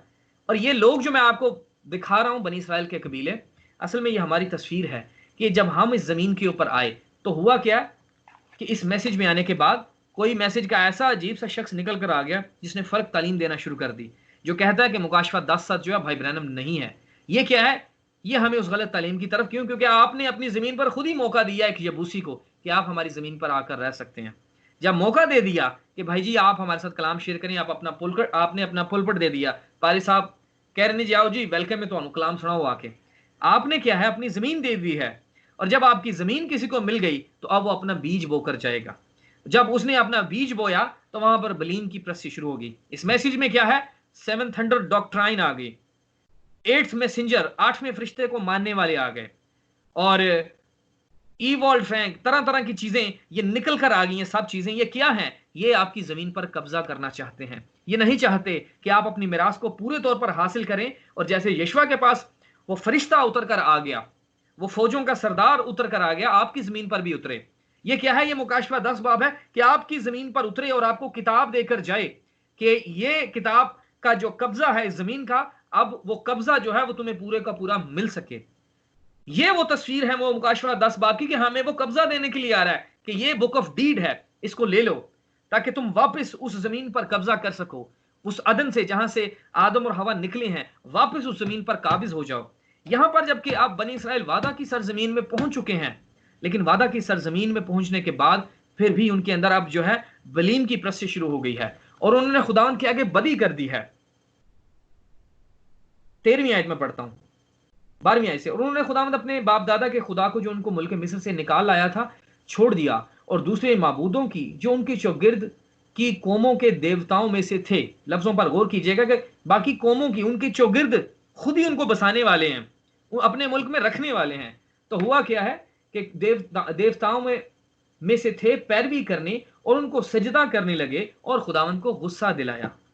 अब ये हरकतें क्या है? आज हम अपने आप को कहें कि हम मैसेज बिलीवर हैं, हमारे पास वक्त का पैगाम, खुराक आ गया, हमारे पास सच्चाई की तालीम है, लेकिन अगर हमारी जमीन पर ऐसे कोई है, हरकत अभी ऐसी चल रही है, तो हम उसको नोट करना शुरू करें और अपनी जमीन से फौरन निकालें ऐसे यबूसी को, ऐसी कौमों को, ऐसे डीमंस को, ऐसे अपने रिश्तेदारों से अपने आप को आप जुदा कर लें, अलग कर लें, अपने दोस्तों से अपने आप को जुदा कर लें जिनके साथ आपका बचपन गुजरा, आपकी जिंदगी के बड़े टाइम, बड़े साल गुजरे, लेकिन आपको वो आपकी जमीन पर कब्जा नहीं करने दे रहा। आप अपने साथ साथ रख रहे हैं उस दोस्त को, उस गलत दोस्ती में लगे हुए हैं। खुदा क्या कह रहा है कि ऐसे दोस्त को छोड़ दो। कलाम क्या कह रहा है कि उनमें से निकल कर अलग रहो। और खुदा हमेशा अपने लोगों को अलग करता है। खुदा ने हनूक को अलग किया। आप देखें कलाम में लिखा है कि हनूक खुदा के साथ साथ चलता रहा। यह नहीं लिखा कि हनूक जो है अपनी फैमिली के साथ साथ चलता रहा, अपने खानदान के साथ साथ चलता रहा। तो यहां पर अब बात क्या है, जब जमीन हासिल करने की बात आए तो वहां पर कोई भाई कोई बहन साथ नहीं है। आज हम जबकि गैर अक़वाम में से हैं, मसीह की दुल्हन है, तो यह है इनफरादी मामला खुदा की नजर में। खानदान बचने वाले नहीं है, बल्कि इनफरादी मामला है। अपने आप को मैं देखूं, भाई जस्टिन देखें, भाई शमाउन देखें, बाकी भाई देखें अपने आप को, हमारी बीवियां, हमारे बच्चे अपने आप को देखें कि हाँ मैं कहां पर खड़ा हूं, कि मैं अपने बाप की वजह से बच नहीं जाऊंगा। बेटा कहे, बेटी कहे कि शायद मेरा बाप जो है वो पास्टर है तो मैं बच जाऊंगी। ऐसे नहीं है, ये इनफरादी मामला है, क्योंकि हमने एक इनफरादी शख्स में से आज अपने आप को देखना है, उस शेमजर के अंदर से। इनफरादी मामला है कि हमने अपनी जमीन को खुद हासिल करना है, जो खुदा ने हमें दी है उस पर खुद कब्जा करना है। तो हम ऐसे भाई, ऐसे दोस्त, ऐसी कंपनी से, ऐसी फेलोशिप से अपने आप को जुदा कर लें। क्योंकि हनूक ने क्या किया, हनूक सबसे जुदा हो गया, क्योंकि हनूक का रैप्चर जो है वो अकेले अकेले का हुआ, जो कि हमारे लिए एक तस्वीर है कि खुदा इंडिविजुअल्स को चुनता है। खुदा ने हनूक की बीवी का रैप्चर नहीं किया, इस तस्वीर को समझिएगा। खुदा ने रैप्चर किया है हनूक का। हनूक लिखा है खुदा के साथ साथ चलता रहा, वो किसी और के साथ नहीं चला, उसने अपने आप को अलग कर लिया सारी फेलोशिप से, सारे अनबिलीफ से, सारे यबूसियों को अपनी जमीन से उसने मार गिराया। वो कह रहा है कि मैं अब ऐसे नहीं कर सकता, मैं ऐसी जमीन के ऊपर जो है वो नहीं, अपनी जमीन के ऊपर किसी को चलने दूंगा। तो जब वो अपने आप को बिल्कुल अलग करके बैठ गया है, तो वो उस रैप्चर के अंदर अब जाने वाला है। अब वो उठाया जाएगा, वो है उस बाइबल को पूरा करने वाला, वो है उस मखरूत को पूरा करने वाला। तो हमारी जिंदगी के अंदर हम देखें कि कहां पर हमारा ऐसा भाई है, कोई ऐसी बहन है, कोई रिश्तेदार है जो मुझे मेरी जमीन हासिल नहीं करने दे रहा। मैं कोशिश करता हूं खुदा की इबादत करूं, खुदा की प्रस्तिश करूं, लेकिन साथ ही को फोन कॉल आ जाती है मैनू, जो कि फोन कॉल जो है मुझे उस फिर से गलत सोच की तरफ, बुराई की तरफ लेकर चली जाती है। मैं अपने काम पर जाता हूं तो काम के ऊपर कोई ऐसी मेरा कुलीग जो है वो मुझे उस गलत तस्वीरों की तरफ, गलत अमाल की तरफ लेकर चला जाता है, गलत कंपनी में लेकर चला जाता है। तो वो क्या है, ये है सारे का सारा वो अनबिलीफ है, वो बेएतकादी है। हम अपनी जमीन के ऊपर खुद ही इजाजत दे रहे हैं कि अपने दोस्त को कहें हाँ ठीक है, आप मुझे किसी पब में, किसी क्लब में लेकर जा सकते हैं, मैं आपके साथ चलता हूं, मैं भी आपके साथ उस गलत चीज में जाकर शरीक हो जाता हूं। तो ये है छोटी छोटी चीजें। एक छोटी सी चीज आने की वजह से क्या है, खुदा को गुस्सा दिला दिया बनी इस्राएल ने, उन्होंने बदी कर दी, वो उस सच्चाई से दूर हट गए। तो हमारे पास ये मैसेज आने के बाद हमारा देखें ऐसा कोई भाई बहन हमें उस जमीन पर कब्जा करने से रोक तो नहीं रहा। आगे चलते हैं 13वीं आयत से, और खुदावंद खुदा, और वो खुदावंद को छोड़कर, मैं कज़ा दूसरा बाब उसकी 13 आयत पढ़ रहा हूं, और वो खुदावंद को छोड़कर बाल और अस्तारात की प्रस्तिश करने लगे। अब यहां पर प्रस्तिश किसकी, बाल और अस्तारात की। वो बाल देवता और अस्तारात देवी। यहां पर 13वीं आयत के अंदर वो बाल देवता है और अस्तारात देवी है। ये अब उनकी प्रस्तिश यहां पर अब शुरू हो गई है, उनकी प्रस्तिश की जा रही है। अब उन्होंने उस जिंदा खुदा, उस यहोवा खुदा को छोड़ दिया इस 13वीं आयत के अंदर, और जिंदा खुदा को छोड़कर अब बुतप्रस्ती में पड़ गए। इस मैसेज को छोड़ने के बाद जितने लोग आज इस मैसेज को छोड़कर गए हैं, उनका हाल क्या हुआ है, उनका हाल इन तंजीमों से भी बुरा हो गया। अब उन्होंने इन तंजीमों से भी इस कदर बुराई कर दी है इस जमीन के ऊपर कि अब इतना ज्यादा डीमंस, इतनी बदरूहें इस बदन के ऊपर अब चढ़ आई हैं। आगे चलते हैं। और खुदावंद का कहर इसराइल पर भड़का और उसने उनको गारतगरों के हाथ में कर दिया। अब खुदा करता क्या कि अगर कोई खुदा की ताबेदारी में नहीं चल रहा, आज पूरी दुनिया में ये कोरोना वायरस से लोग मर रहे हैं, जो कोई अपनी जमीन के ऊपर आज ये सब कुछ करता जा रहा है कि दूसरी कौमों को ठहरा रहा है कि आप मेरी जमीन पर रह सकते हैं, आपको इजाजत है, ए यबूसी, ए अमालिक, ए हित्ती, आप आए और मेरी जमीन के ऊपर, मेरे बदन के ऊपर रहें, जिसको मैंने खुदा का मकदस बनाना है। मैंने किसी और को भी जगह दे दी है कि मेरे इस बदन में थोड़ी सी जगह पर आप आकर रह सकते हैं, कि मैं कभी कभी अपने बदन में जो है जो मेरी एक बुरी आदत थी पुरानी जिंदगी में, मैं उसको जारी रखूं। और बुरी आदत क्या थी कि मैं सिगरेट पीता था, मैं शराब पीता था, अब थोड़ी सी चलें थोड़ी सिगरेट पी लूंगा, दिन में एक पी लूंगा, या इस तरह की चीजें। ये मैं सिर्फ 2-4 मिसालें देके आपको समझा रहा हूं। हम सब अपनी जिंदगी से वाकिफ हैं कि हमारी जिंदगी कहां पर कम पड़ रही है उस जमीन को हासिल करने से। हम अपनी तस्वीर को इसमें से देखें कि हम कहां पर कम पड़ रहे हैं, कि मेरी जमीन पर तो ऐसा कोई शख्स नहीं है कि मैं चाहता हूं कि मैं खुदावंद का बेटा मुकम्मल तौर पर सारी तस्वीर को जमीन पर पेश करूं, लेकिन हो नहीं पा रहा। मैं चाहता हूं कि जैसे यशवा के पास फरिश्ता उतर कर आ गया, मेरे पास भी उतर कर आए, मेरी जिंदगी में भी वो बड़े बड़े वो मफूकुल फितरत काम हो, लेकिन हो क्यों नहीं रहे? वजह क्या है? हम अपने आप को तलाश करें। जब ऐसा नहीं होगा तो आज क्या है? इस जमीन के ऊपर खुदा खुद ही फिर इजाजत दे देता है उस कोरोना वायरस को, इस शख्स पे चढ़ आए, इस भाई पे, इस बहन पे चढ़ा है। वो भाई बहन आपको मैसेज के अंदर भी नजर आएंगे। वो क्यों? क्योंकि अपनी जमीन के ऊपर कब्जा दिया हुआ किसी चीज को खुदा खुद ही इजाजत दे देता है, उन बीमारियों को, उन डीमंस को, उन बदरूहों को, कि आप इस शख्स के ऊपर चढ़ जाओ। क्योंकि अब खुद खुदा को गुस्सा आया है और लिखा है खुदा का कहर इसराइल पर भड़का और उसने उनको गारतगरों के हाथ में कर दिया। ये खुदा खुद करने वाला है, जो उनको लूटने लगे और उसने उनको उनके दुश्मनों के हाथ जो आसपास थे बेचा। सो वो फिर अपने दुश्मनों के सामने खड़े ना हो सके। ये हालत हो गई अब बनी इसराइल की। और वो जहां कहीं जाते हैं खुदा उनका हाथ उनकी अजियत पर ही तुला रहता था। खुदा अब बार बार उन्हें अजियतों से, उन्हें दुखों से, उन्हें तकलीफों से, उन्हें परेशानियों से गुजार रहा है। क्यों? क्योंकि खुदा की मर्जी पर वापस नहीं आए, खुदा की कामिल मर्जी को जिंदगी में पूरा नहीं किया। और उसके बाद क्या हुआ? वो नहायत तंग आ गए। फिर खुदावंद ने उनके लिए ऐसे काजी बर्पा किए जिन्होंने उनको उनके गैरगरों के हाथ से छुड़ाया। अब खुदा खुद ही एक शख्स को खड़ा करेगा, लेकिन उन्होंने अपने काजियों की भी ना सुनी। अब हालत देखिएगा कि खुदा ने वो मर्द खुदा खड़ा किया है और अब उसकी भी नहीं सुनी जा रही। अब यहां पर खुदा इंडिविजुअल को, इनफरादी लोगों को खड़ा कर रहा है। इन तस्वीरों को आगे समझिएगा ताकि हम अपने किरदार पर आकर उसको समझ सकें कि वो किरदार के अंदर खुदा हमें दिखाना क्या चाह रहा है। कि खुदा खड़ा करता है अगर किसी भाई को, किसी बहन को, तो वहां पर भी आपको नीचे गिराने के लिए, आपको मारने के लिए आसपास आपके लोग ही उठ खड़े होंगे कि आप अपनी जमीन पर जो है काबिज ना हो, आप दूसरों को रिहाई ना दे सकें। कि अगर खुदा ने आपके साथ कलाम किया है, बात की है कि हाँ मैं तुझे भाई या बहन इस्तेमाल करता हूं, तो क्या है? आसपास फिर आपके रिश्तेदार, भाई बहन, आपके चर्च के लोग, आपकी फेलोशिप इकट्ठे हो जाएंगे, खड़े हो जाएंगे आपके खिलाफ। क्यों? क्योंकि वो इस कलाम की आयतों को वो पूरा कर रहे हैं कि खुदा ने एक शख्स को खड़ा किया, काजी को, और लिखा है कि बनी इसराइल के अपने लोग ही खिलाफ हो गए हैं, खड़े हो गए हैं कि नहीं। लिखा है कि उन्होंने काजियों की भी ना सुनी। बनी इसराइल उस पास्टर की भी नहीं सुन रहा, बनी इसराइल उस भाई या उस बहन की नहीं सुन रहा जिसको खुदा ने खड़ा कर दिया है कि वो अब रिहाई बख्श सके, बल्कि और माबूदों की पैरवी में जना करते और उनको सिजदा करते थे। और वो उस राह से जिस पर उनके बाप दादा चलते और खुदा की फर्मा बरदारी करते थे, बहुत जल्द फिर गए। अब ये फिर से वो फिर गए हैं उस रास्तबाजी के कलाम से, उस सच्चाई से फिर गए हैं। इसलिए कि जब वो अपने सताने वालों और दुख देने वालों के बायस कुड़ते थे तो खुदामंद मलूल होता था, लेकिन जब वो काजी मर जाता तो वो बरगश्ता होकर और माबूदों की पैरवी में। कि एक पादरी ने कलाम सुनाया, पास्टर साहब हटे ने, लोग कलीसिया की हालत की है, फिर से उस गलत पैरवी में, गलत फेलोशिप में, गलत तरीकाकार में फिर से पड़ गए। क्यों? क्योंकि काजी अब है नहीं है पास।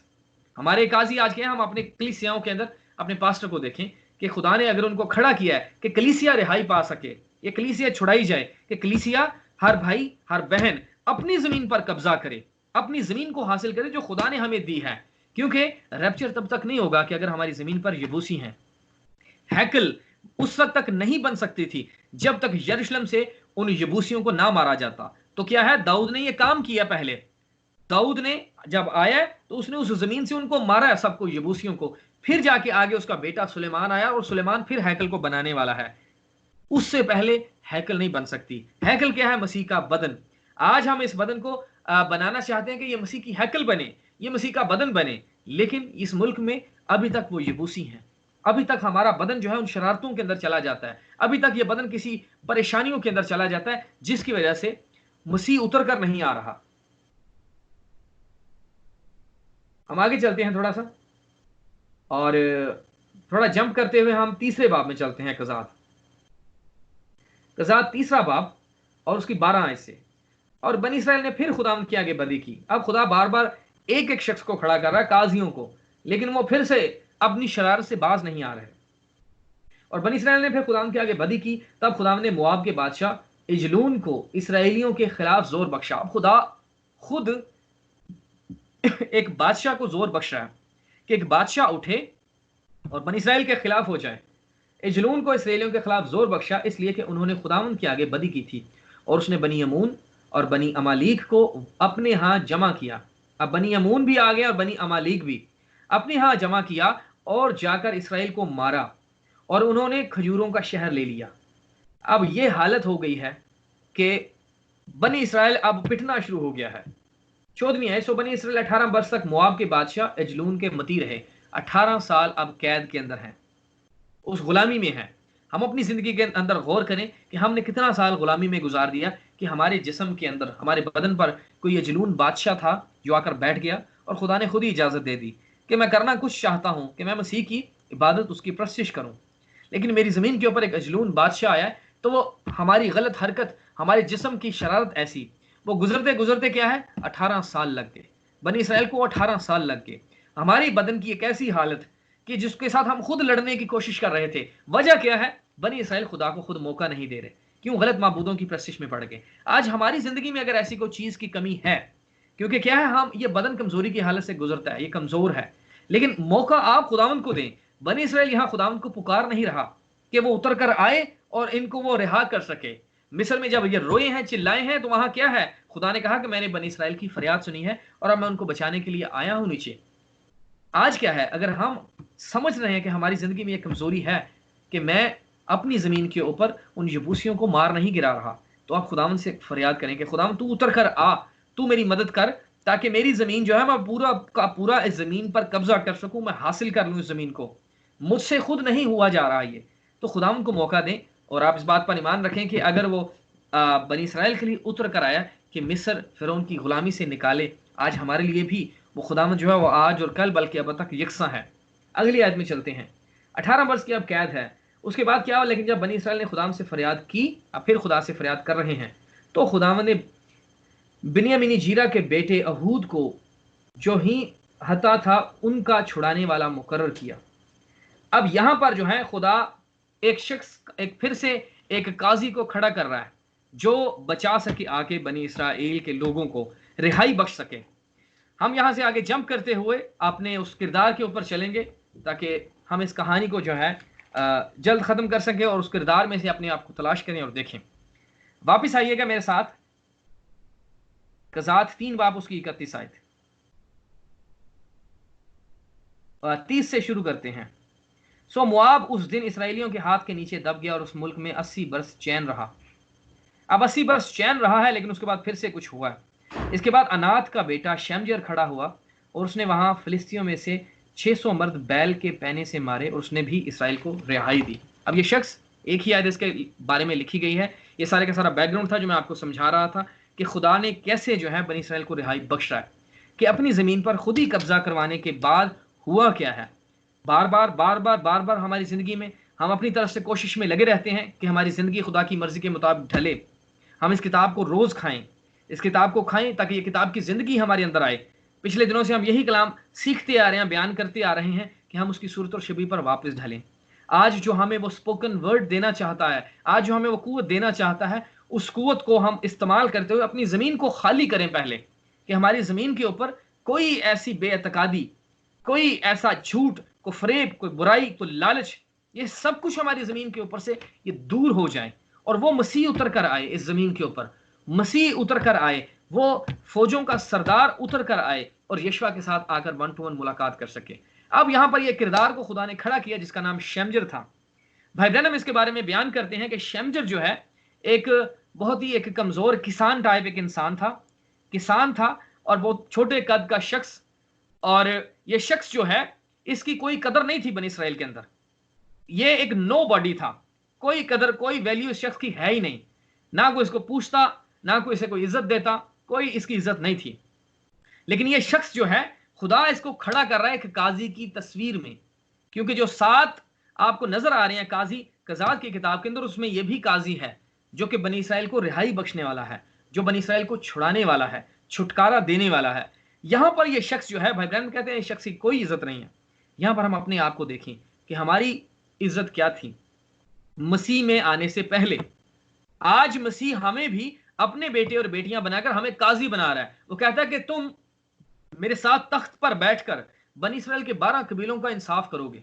हमें वो क्या, दूसरे लफ्जों में काजी बना रहा है कि आज तुम्हारी जमीन पर कोई इज्जत नहीं है। आपको कोई जमीन पर समझता नहीं कि आपका छोटा सा चर्च है, आप बिद्दत प्रीच करते हैं, आप जो है एक शख्स के पीछे लगे हुए हैं, आप ये कर रहे हैं, आप वो कर रहे हैं। तंजीमों के लोग, बड़े बड़े चर्च, बड़े बड़े पादरी, बिशप, वो कहते हैं ये मैसेज क्या है, ये कुछ भी नहीं है। आज क्या है, ये है हमारी तंजीमों के, आप आसपास तंजीमों को देखें, ये है वो यबूसी, ये है वो अमालेक, ये वो फिलिस्ती हैं, ये हैं जो हमारी जमीन पर बार बार कब्जा करना चाहते हैं, हमारे रिश्तेदार, हमारे भाई बहन, कि आप कुछ नहीं कर सकते। और यहां पर क्या है, ये शख्स, भाई ब्रैनम कहते हैं कि इस शख्स की कोई हैसियत नहीं थी, इस शख्स की कोई इज्जत ना थी, इस शख्स को कोई पूछता ना था, कोई इसका इस तरह का कोई हैसियत नहीं थी किसी कबीले के अंदर भी। तो ये अकेला शख्स था। अब ये जबकि अकेला शख्स है, खुदा इस अकेले शख्स को खड़ा कर रहा है और इस अकेले से काम लेना चाह रहा है। जबकि मैं पहले आपको बता रहा था कि आज दुल्हन जो है, खुदा इंडिविजुअल के ऊपर नजर रखे हुए है। हर फैमिली के अंदर से, अगर मिसाल के तौर पर आप देखेंगे, एक खानदान में अगर एक माँ बाप से 4-5 बच्चे पैदा हुए हैं, तो उनमें से 2-3 होंगे जो खुदा की तरफ होंगे, लेकिन एक आधा होगा जो खुदा की इबादत और प्रशिश में नहीं लगेगा, उसका दिल ही नहीं करेगा, वो चाहेगा कि मैं कुछ और ही काम करूं, उसका इंटरेस्ट, उसकी दिलचस्पी फर्क होगी। तो ये वजह क्या है, ये खानदान असल पूरे चर्च की कलीसिया को, तस्वीर को पेश कर रहा है। हम अपने खानदान के अंदर इस बात को साबित करें। हस्बैंड और वाइफ अपने बच्चों को जब हम उनकी परवरिश करते हैं, तो वो जरूर जो है, जब हम, वो बच्चा पैदा ही आपसे हुआ, वो बीज आ रहा है, तो हम खुदा के बीज को असल में लेकर आए कि हमारे खानदान में जो भी बेटा या बेटी पैदा हो, वो खुदा का बीज ही आए, खुदा का बीज बनकर बाहर आए। तो यहां पर यह शख्स जो है, इसकी कोई इज्जत नहीं है। इस शख्स को खुदा खड़ा कर रहा है कि ये खुदा के काम के लिए इस्तेमाल हो सके। ये क्या है शख्स, कोई इज्जत नहीं है चर्च के अंदर, कोई इस शख्स को पूछता नहीं है। क्योंकि जब भी ये चर्च में आता है, यहां पर अपनी अपनी तस्वीरों को आप देखिएगा कि जब भी ये भाई चर्च में आता है, जब भी ये भाई किसी ऐसी बड़ी कन्वेंशन में, कॉन्फ्रेंस में जाता है, चुप करके कुर्सी पे पीछे जाके बैठ जाता है और इस शख्स को कोई पूछता नहीं है, ये चुप करके बैठता है। और वो लोग आसपास आने जाने वाले मजाक करते हैं इसको कि इसको कलाम की समझ नहीं है, इसको पता ही नहीं है, इसको दुआ करनी नहीं आती, ये ऐसे है, ये वैसे है। लेकिन ये शख्स क्या है, खुदा की नजर इसी एक शख्स के ऊपर है। खुदा इस शख्स को उन बड़े ग्रुप्स में से निकाल कर अलग कर रहा है कि तू अलग होके खड़ा हो जा, मैं तेरे साथ खड़ा हूंगा। खुदा ग्रुप्स के साथ नहीं खड़ा, खुदा ने इस एक शख्स को चुन लिया है। खुदा ने कहा पूरे बनी इस्राएल के किसी कबीले के साथ मैं खड़ा नहीं होऊंगा। और यहां पर इसके साथ आप किसी कबीले को नहीं देखेंगे कि ये कबीले की रहनुमाई करने के लिए निकला है, नहीं, ये किसी कबीले की रहनुमाई करने के लिए नहीं निकला। ये अकेला शख्स है जो खड़ा हो गया खुदा के काम के लिए कि हाँ, मैं कर सकता हूं ये काम और ये मैं करके दिखाऊंगा। और यहां पर भाई ब्रैनम एक बड़े खूबसूरत ड्रामे को पेश करते हैं। वो ड्रामा जो है मैं आपको थोड़ा सुनाऊंगा। वो भाई ब्रैनम ने बयान कैसे किया है कि बैल के पैने से इसने 600 लोगों को मारा है, 600 लोगों को मारा है। मैं इसकी एक ऑडियो, भाई ब्रैनम की एक ऑडियो है, वो मैं चलाना चाहता हूं। मैं चाहता हूं कि आप भाई ब्रैनम की आवाज में ही इस बात को सुने और उसके बाद जाके मैं इस कहानी को फिर मैं आपके साथ उर्दू में बयान करूंगा। आप इस आवाज को सुनिएगा, मैं चलाता हूं और उम्मीद करता हूं कि आप तक ये आवाज ठीक पहुंचेगी।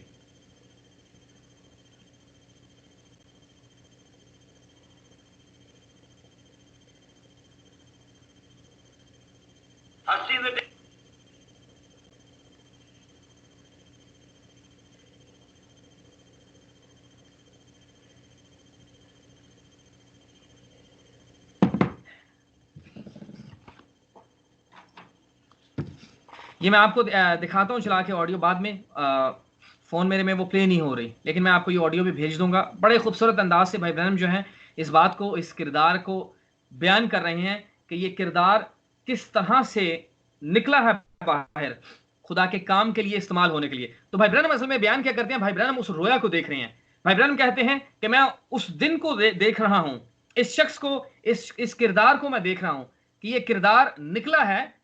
और जब ये शख्स निकलकर बाहर आया है तो भाई ब्रैनम कह रहे हैं कि ये और इसका खानदान खड़ा हुआ है। भाई ब्रैनम उस दिन को देख रहे हैं कि मैं उस दिन के अंदर, उस तस्वीर के अंदर इस अकेले शख्स को मैं देख सकता हूं।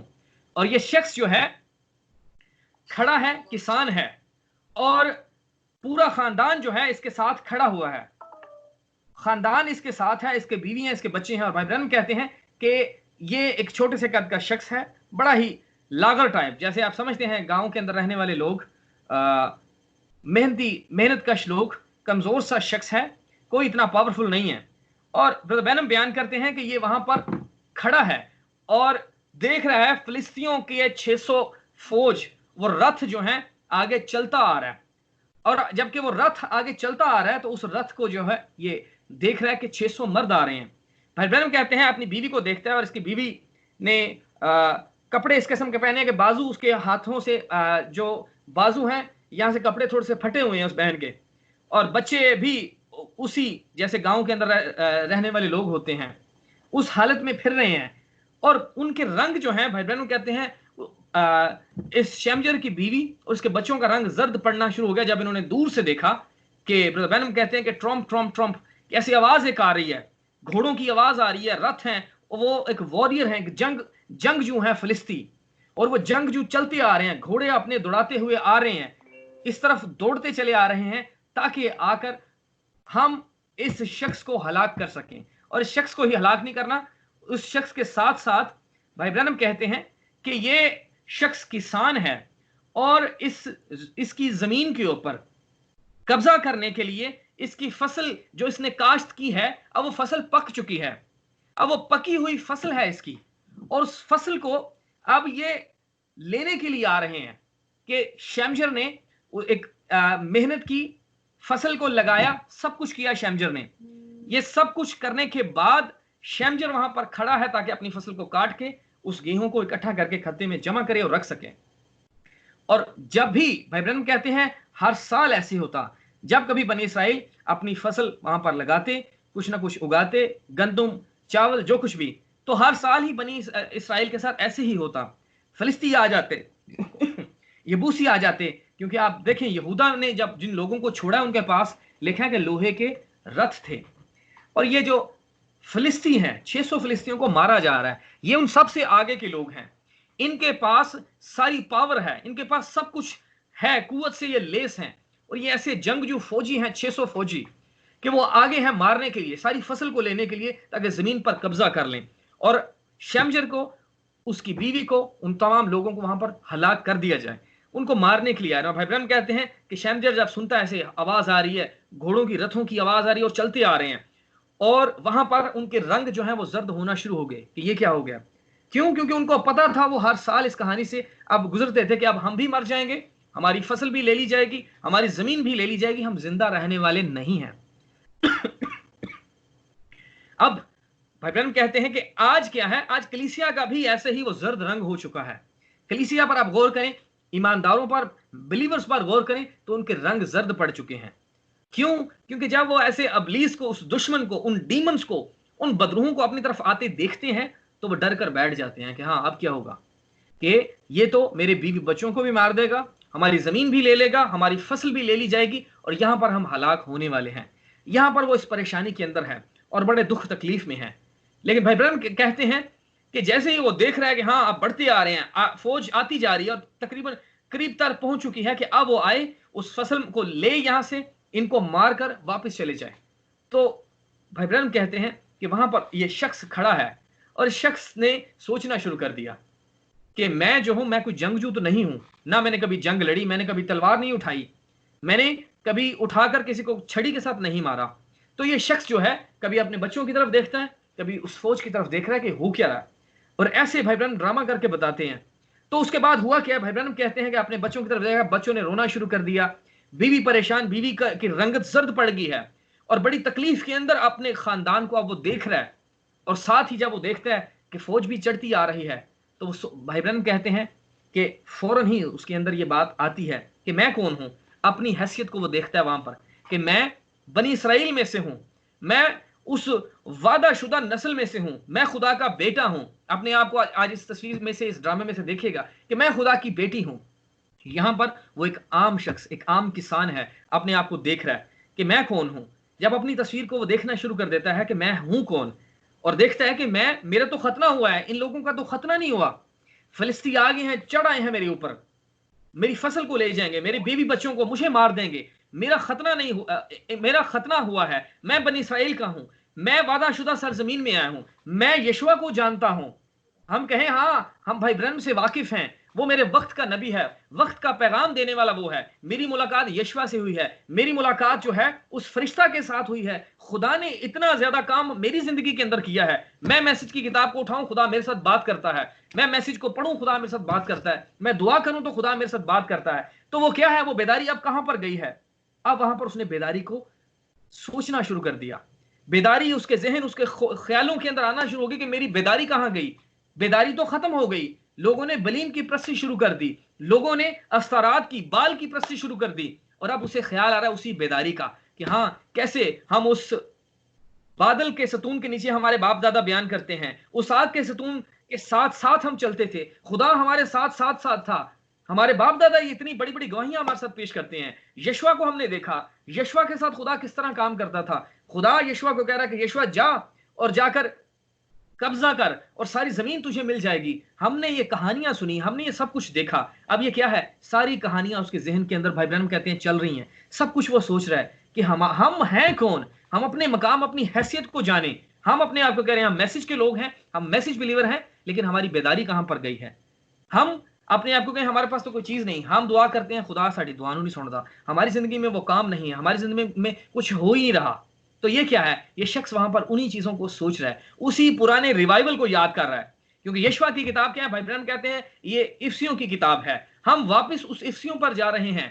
जैसे मलाकी 4 बाब उसकी 5 आयत में क्या लिखा है कि वालिदैन का दिल जो है उन बेटों की तरफ और बेटों का बाप की तरफ माइल करे, मुबादा में आऊं और जमीन को मलाउन करूं। हम वापस उन वालिदैन के ईमान पर जा रहे हैं। हमारे वालिदैन वो रसूल कि वो जो ईमान को लेकर आए, वो जो सच्चाई को लेकर आए कि बपतिस्मा खुदा यीशु मसीह के नाम में वो देना उन्होंने शुरू किया, सच्चाई की मनादी तालीम देना शुरू की। तो हम क्या है, हम वापस उसी सच्चाई पर वापस जा रहे हैं। हम आज उस दूसरी अमाल की किताब को लिखने वाले हैं। तो अब यहां पर वो शख्स जो है उन्हीं चीजों को सोच रहा है। वो चीजें बार बार इसके जहन में आ रही हैं कि मैं कौन हूं, मेरा खतना हुआ है। आज हमारा खतना क्या है, रूहुल कुद्स से हुआ है। आज वो रूहुल कुद्स हमारी जिंदगी में उतर कर आया, हम रूहुल कुद्स याफ्ता लोग हैं। तो वो कह रहा है कि मेरा खतना हुआ है, इन फिलिस्तियों का तो खतना भी नहीं हुआ। तो ये कौन है जो चढ़ आए हैं मारने के लिए, मेरी फसल को लेने के लिए, मेरी जमीन को लेने के लिए। तो ये होता क्या, आज ये फिलिस्ती कौन है जो पूरे अपने असले के साथ आप पर चढ़ आते हैं। वो हमारा भाई हो सकता है, वो हमारी बहन हो सकती है, हमारे खानदान रिश्तेदार के लोग, हमारे अंकल आंटी हो सकते हैं, हमारे चर्च के कोई ऐसे लोग हो सकते हैं जो खुदा के साथ चल नहीं रहे लेकिन उसी चर्च में आकर बैठते हैं। तो वो क्या है, वो इसी तरह से आ जाते हैं। जो कुछ ये हमारे अंदर एक बेदारी आती है तो हमारी जमीन को हासिल करने के लिए वो आ जाते हैं, कब्जा करने के लिए आ जाते हैं, हमारी फसल को लेने के लिए आ जाते हैं। कि हम बड़ी कोशिश करते हैं कि मैं हफ्ता महीना खुदा के साथ बहुत अच्छे तरीके से गुजारूं, अपनी जिंदगी को खुदा की मर्जी के मुताबिक गुजारूं। कोशिश हम करते रहते हैं, लेकिन क्या है, जब हम उस पीक तक पहुंच जाते हैं कि जब हमारी जिंदगी से फल जाहिर होना शुरू हो, फल जाहिर होने का शुरू टाइम होता ही है, वो फसल उगती है, वो पक जाती है, तो फौरन क्या है, इब्लीस आ जाता है किसी भी रूप में। तो वो फसल को ले जाता है, हमारी जिंदगी का हासिल उठाकर वो ले जाता है। हमारे पास फिर कुछ नहीं, खाली हाथ। भाग गए उस इब्लीस से, वो फिलिस्ती आया, भाग गए हम उसके डर से। हमारे खानदान, क्यों हम आज उसी बेदारी की लहर को महसूस नहीं कर पा रहे हैं? ये वही तस्वीर है। आज इस किरदार शमजर के अंदर अपने आप को हम तलाश करें कि शमजर उठ खड़ा हुआ, उसके अंदर वो बेदारी फौरन आ गई जब उसने अपने खानदान को देखा कि मेरी बीवी का रंग जर्द पड़ गया है, कि ये परेशान है, कि दुश्मन आ गया, दुश्मन इब्लीस मेरे खानदान के ऊपर चढ़कर आ गया है, उस बीमारी की सूरत में, उस परेशानी की सूरत में, उस ऐसी वबा की सूरत में हमारे ऊपर वो चढ़ आया है। तो हम कौन है? अपने आप को वो एक अकेला शख्स खड़ा है। भाई ब्रह्म कहते हैं छोटे से कद का शख्स, आम शख्स, आम सा किसान जो खेतों के अंदर काम करता है, जिसकी कोई हैसियत नहीं है, जिसकी कोई इज्जत नहीं है, जो बनी इसराइल के कबीलों के बड़े बड़े बुजुर्गों में नहीं बैठता, उसकी कोई शानो शौकत नहीं है, वो एक आम सा शख्स है। और वहां पर वो शख्स जो है इन चीजों को अब एक्सपीरियंस कर रहा है, देख रहा है, बार बार रियलाइज कर रहा है, अपनी बेदारी पर वापस जा रहा है, क्योंकि बार बार अपनी बीवी बच्चों को देखता है। और भाई ब्रह्म कहते हैं कि जब वो देखता है, और ब्रह्म कहते हैं कि ट्रम्प ट्रम्प ट्रम्प ऐसी आवाज आ रही है, घोड़ों की, रथ आ रहे हैं, चलते आ रहे हैं, बढ़ते आ रहे हैं बड़ी तेजी से उसकी तरफ। और वहां पर वो भाई ब्रह्म कहते हैं अपने जाता है, देखता है घर में और आसपास देखता है, तो उसे वो बैल का पैना मिलता है।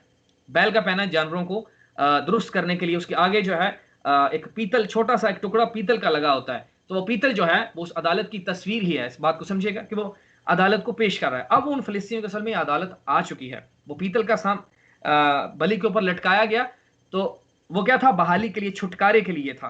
कि वहां से बनी इसराइल का छुटकारा हो सके। यहां पर भी अब ये छुटकारे का काम करने लगा है, ये रिहाई का काम करने के लिए उठा है और उस छड़ी को उठाया, वो बैल के पैने को उसने उठाया है और उठाने के बाद ये अब इसने भागना शुरू कर दिया। भाई ब्रैनम कहते हैं कि इसने उठाया और बड़े ही उस बेदारी को लेते हुए अपने अंदर, उस कुव्वत को अपने अंदर लेते हुए कि हाँ अभी मेरा वक्त है कि मैं अपनी जमीन को अबलीस से छुड़ा सकूं, मेरी जमीन के ऊपर मेरी फसल को जो है ना लेकर जाए कोई फलिस्ती। क्योंकि भाई ब्रैनम कहते हैं हर साल ऐसे ही होता, जब भी बनी इसराइल सारा साल मेहनत करते रहते, अपनी फसल को उगाते, वहां पर इतना मेहनत करते रहते कि अपने, भाई ब्रैनम कहते हैं कि अब ये शमजर अपने बच्चों बीवी को देख रहा है कि हम अगर यहां से इन फिलिस्तियों से जान बचाकर चले भी जाएं तो हम बाद में खाएंगे कहां से, हमारी खुराक का बंदोबस्त कहां से होगा, कि हमारी फसल तो ये चुरा कर ले जाएंगे, हमारी फसल हमारे पास नहीं रहेगी। अब वो उस परेशानी की हालत में है, वहां से भागता है, उसी बैल के पैने को पकड़कर ब्रदर कहते हैं भागता जाता है, भाग रहा है बड़ी तेजी से। और जब भागता गया तो उस बैल के पैने से अपने अंदर वो कुव्वत महसूस कर रहा है। कलाम के अंदर क्या लिखा है कि हम कोशिश में सुस्ती ना करें। आज का मैसेज बिलीवर, हम अपनी जिंदगी को यहां पर अब तलाश करें, शमजर को अपने जगह पर, इसके नाम की जगह अपने नाम को रखें कि आज मेरी जिंदगी में कितने फिलिस्ती चढ़ आए कि मुझे मार गिराएं, कि मैं खुदा के कलाम के साथ चलने की कोशिश करता हूं, कोई ना कोई नेगेटिव ख्याल, कोई नेगेटिव सोच, कोई बुरे ख्याल, किसी भाई की मुखालफत, किसी बहन की मुखालफत, रिश्तेदारों की लड़ाई झगड़े, ये सब मुझे याद दबाते हैं। कभी मेरे अंदर बेदारी आती है, मैं फसल को उगाता हूं तो इब्लीस मेरी फसल को काट कर चुरा कर ले जाता है। हर साल मेरे साथ ऐसे हो रहा है, मैं थक गया हूं। तो शमजर भी क्या है, पहले देखता रहा काफी साल कि हमारी फसलों का यही हाल हो रहा है, हर साल फसल उगाते हैं, फलिस्ती आ गया, कोई यबूसी आ गए, उठाकर ले जाते हैं हमारी फसल को, और हम फिर से उसी भूख की प्यास की हालत में रहते हैं। हमारी जिंदगी के अंदर वही भूख, वही प्यास, वो सब कुछ चल रहा है। तो यहां पर वो शख्स जो है खड़ा हुआ और गया है, भाई ब्रैनम कहते हैं, उसी एक छड़ी के पास जो उसके हाथ में है। और ब्रदर ब्रैनम कहते हैं कि आज का ईमानदार देखें, आप अपने आप में देखें कि खुदा ने आपके हाथ में भी कोई चीज दी है। मूसा को उसने कहा कि मूसा तेरे हाथ में क्या है, उसने कहा खुदा लाठी है। तो मूसा को खुदा कह रहा है कि इस लाठी को मार पानी पर और पानी दो हिस्से हो जाएगा। तो आज हम अपने हाथों में देखें कि हमारे हाथ में क्या है। हमारे हाथ में आज ये खुदा का जिंदा कलाम है। क्यों नहीं हम इस कलाम को उठाते और इस कलाम के अंदर जो वादे लिखे हैं वो हमारी जिंदगी में पूरा होना शुरू हो जाएं। हमारे जमीन पर कोई ना कोई इब्लीस आकर कब्जा करना चाहता है, लेकिन हम इस कलाम को उठाते नहीं है, हम इसकी कदर को नहीं देखते कि इस कलाम के अंदर जो वादे लिखे हैं, जो लिखा है कि ये वादे हमारे साथ हैं। ब्रदर कहते हैं कि शमजर को वो ख्याल आ रहा है कि मेरे बाप दादा अब्राहम जो हैं, वो उनको सोचता है, उनके बारे में देखता है कि उसको कहा खुदा ने कि तेरी जो नस्ल है जो सितारों की मानिद होगी और तेरी औलाद जो है वो दुश्मन के फाटकों की मालिक होगी। ब्रदर कहते हैं कि उसने वो सोचना शुरू कर दिया कि उसने तो ये वादा किया मेरे बाप दादा अब्राहम के साथ कि तेरी औलाद दुश्मन के फाटक की मालिक होगी। तो आज मेरे फाटक से कोई और गुजर कर आ रहा है मेरी जमीन के ऊपर कब्जा करने के लिए, मेरी फसल को लेने के लिए। तो आज मेरे साथ क्या हो गया? तो वहां पर वो लड़ाई के लिए निकल पड़ता है। ब्रैनम कहते हैं ये सारी चीजें, उसकी बेदारी वो डबल हो जाती है और उस कुव्वत को लेते हुए कि खुदा के लिए आज हम अपना पहला कदम तो उठाएं।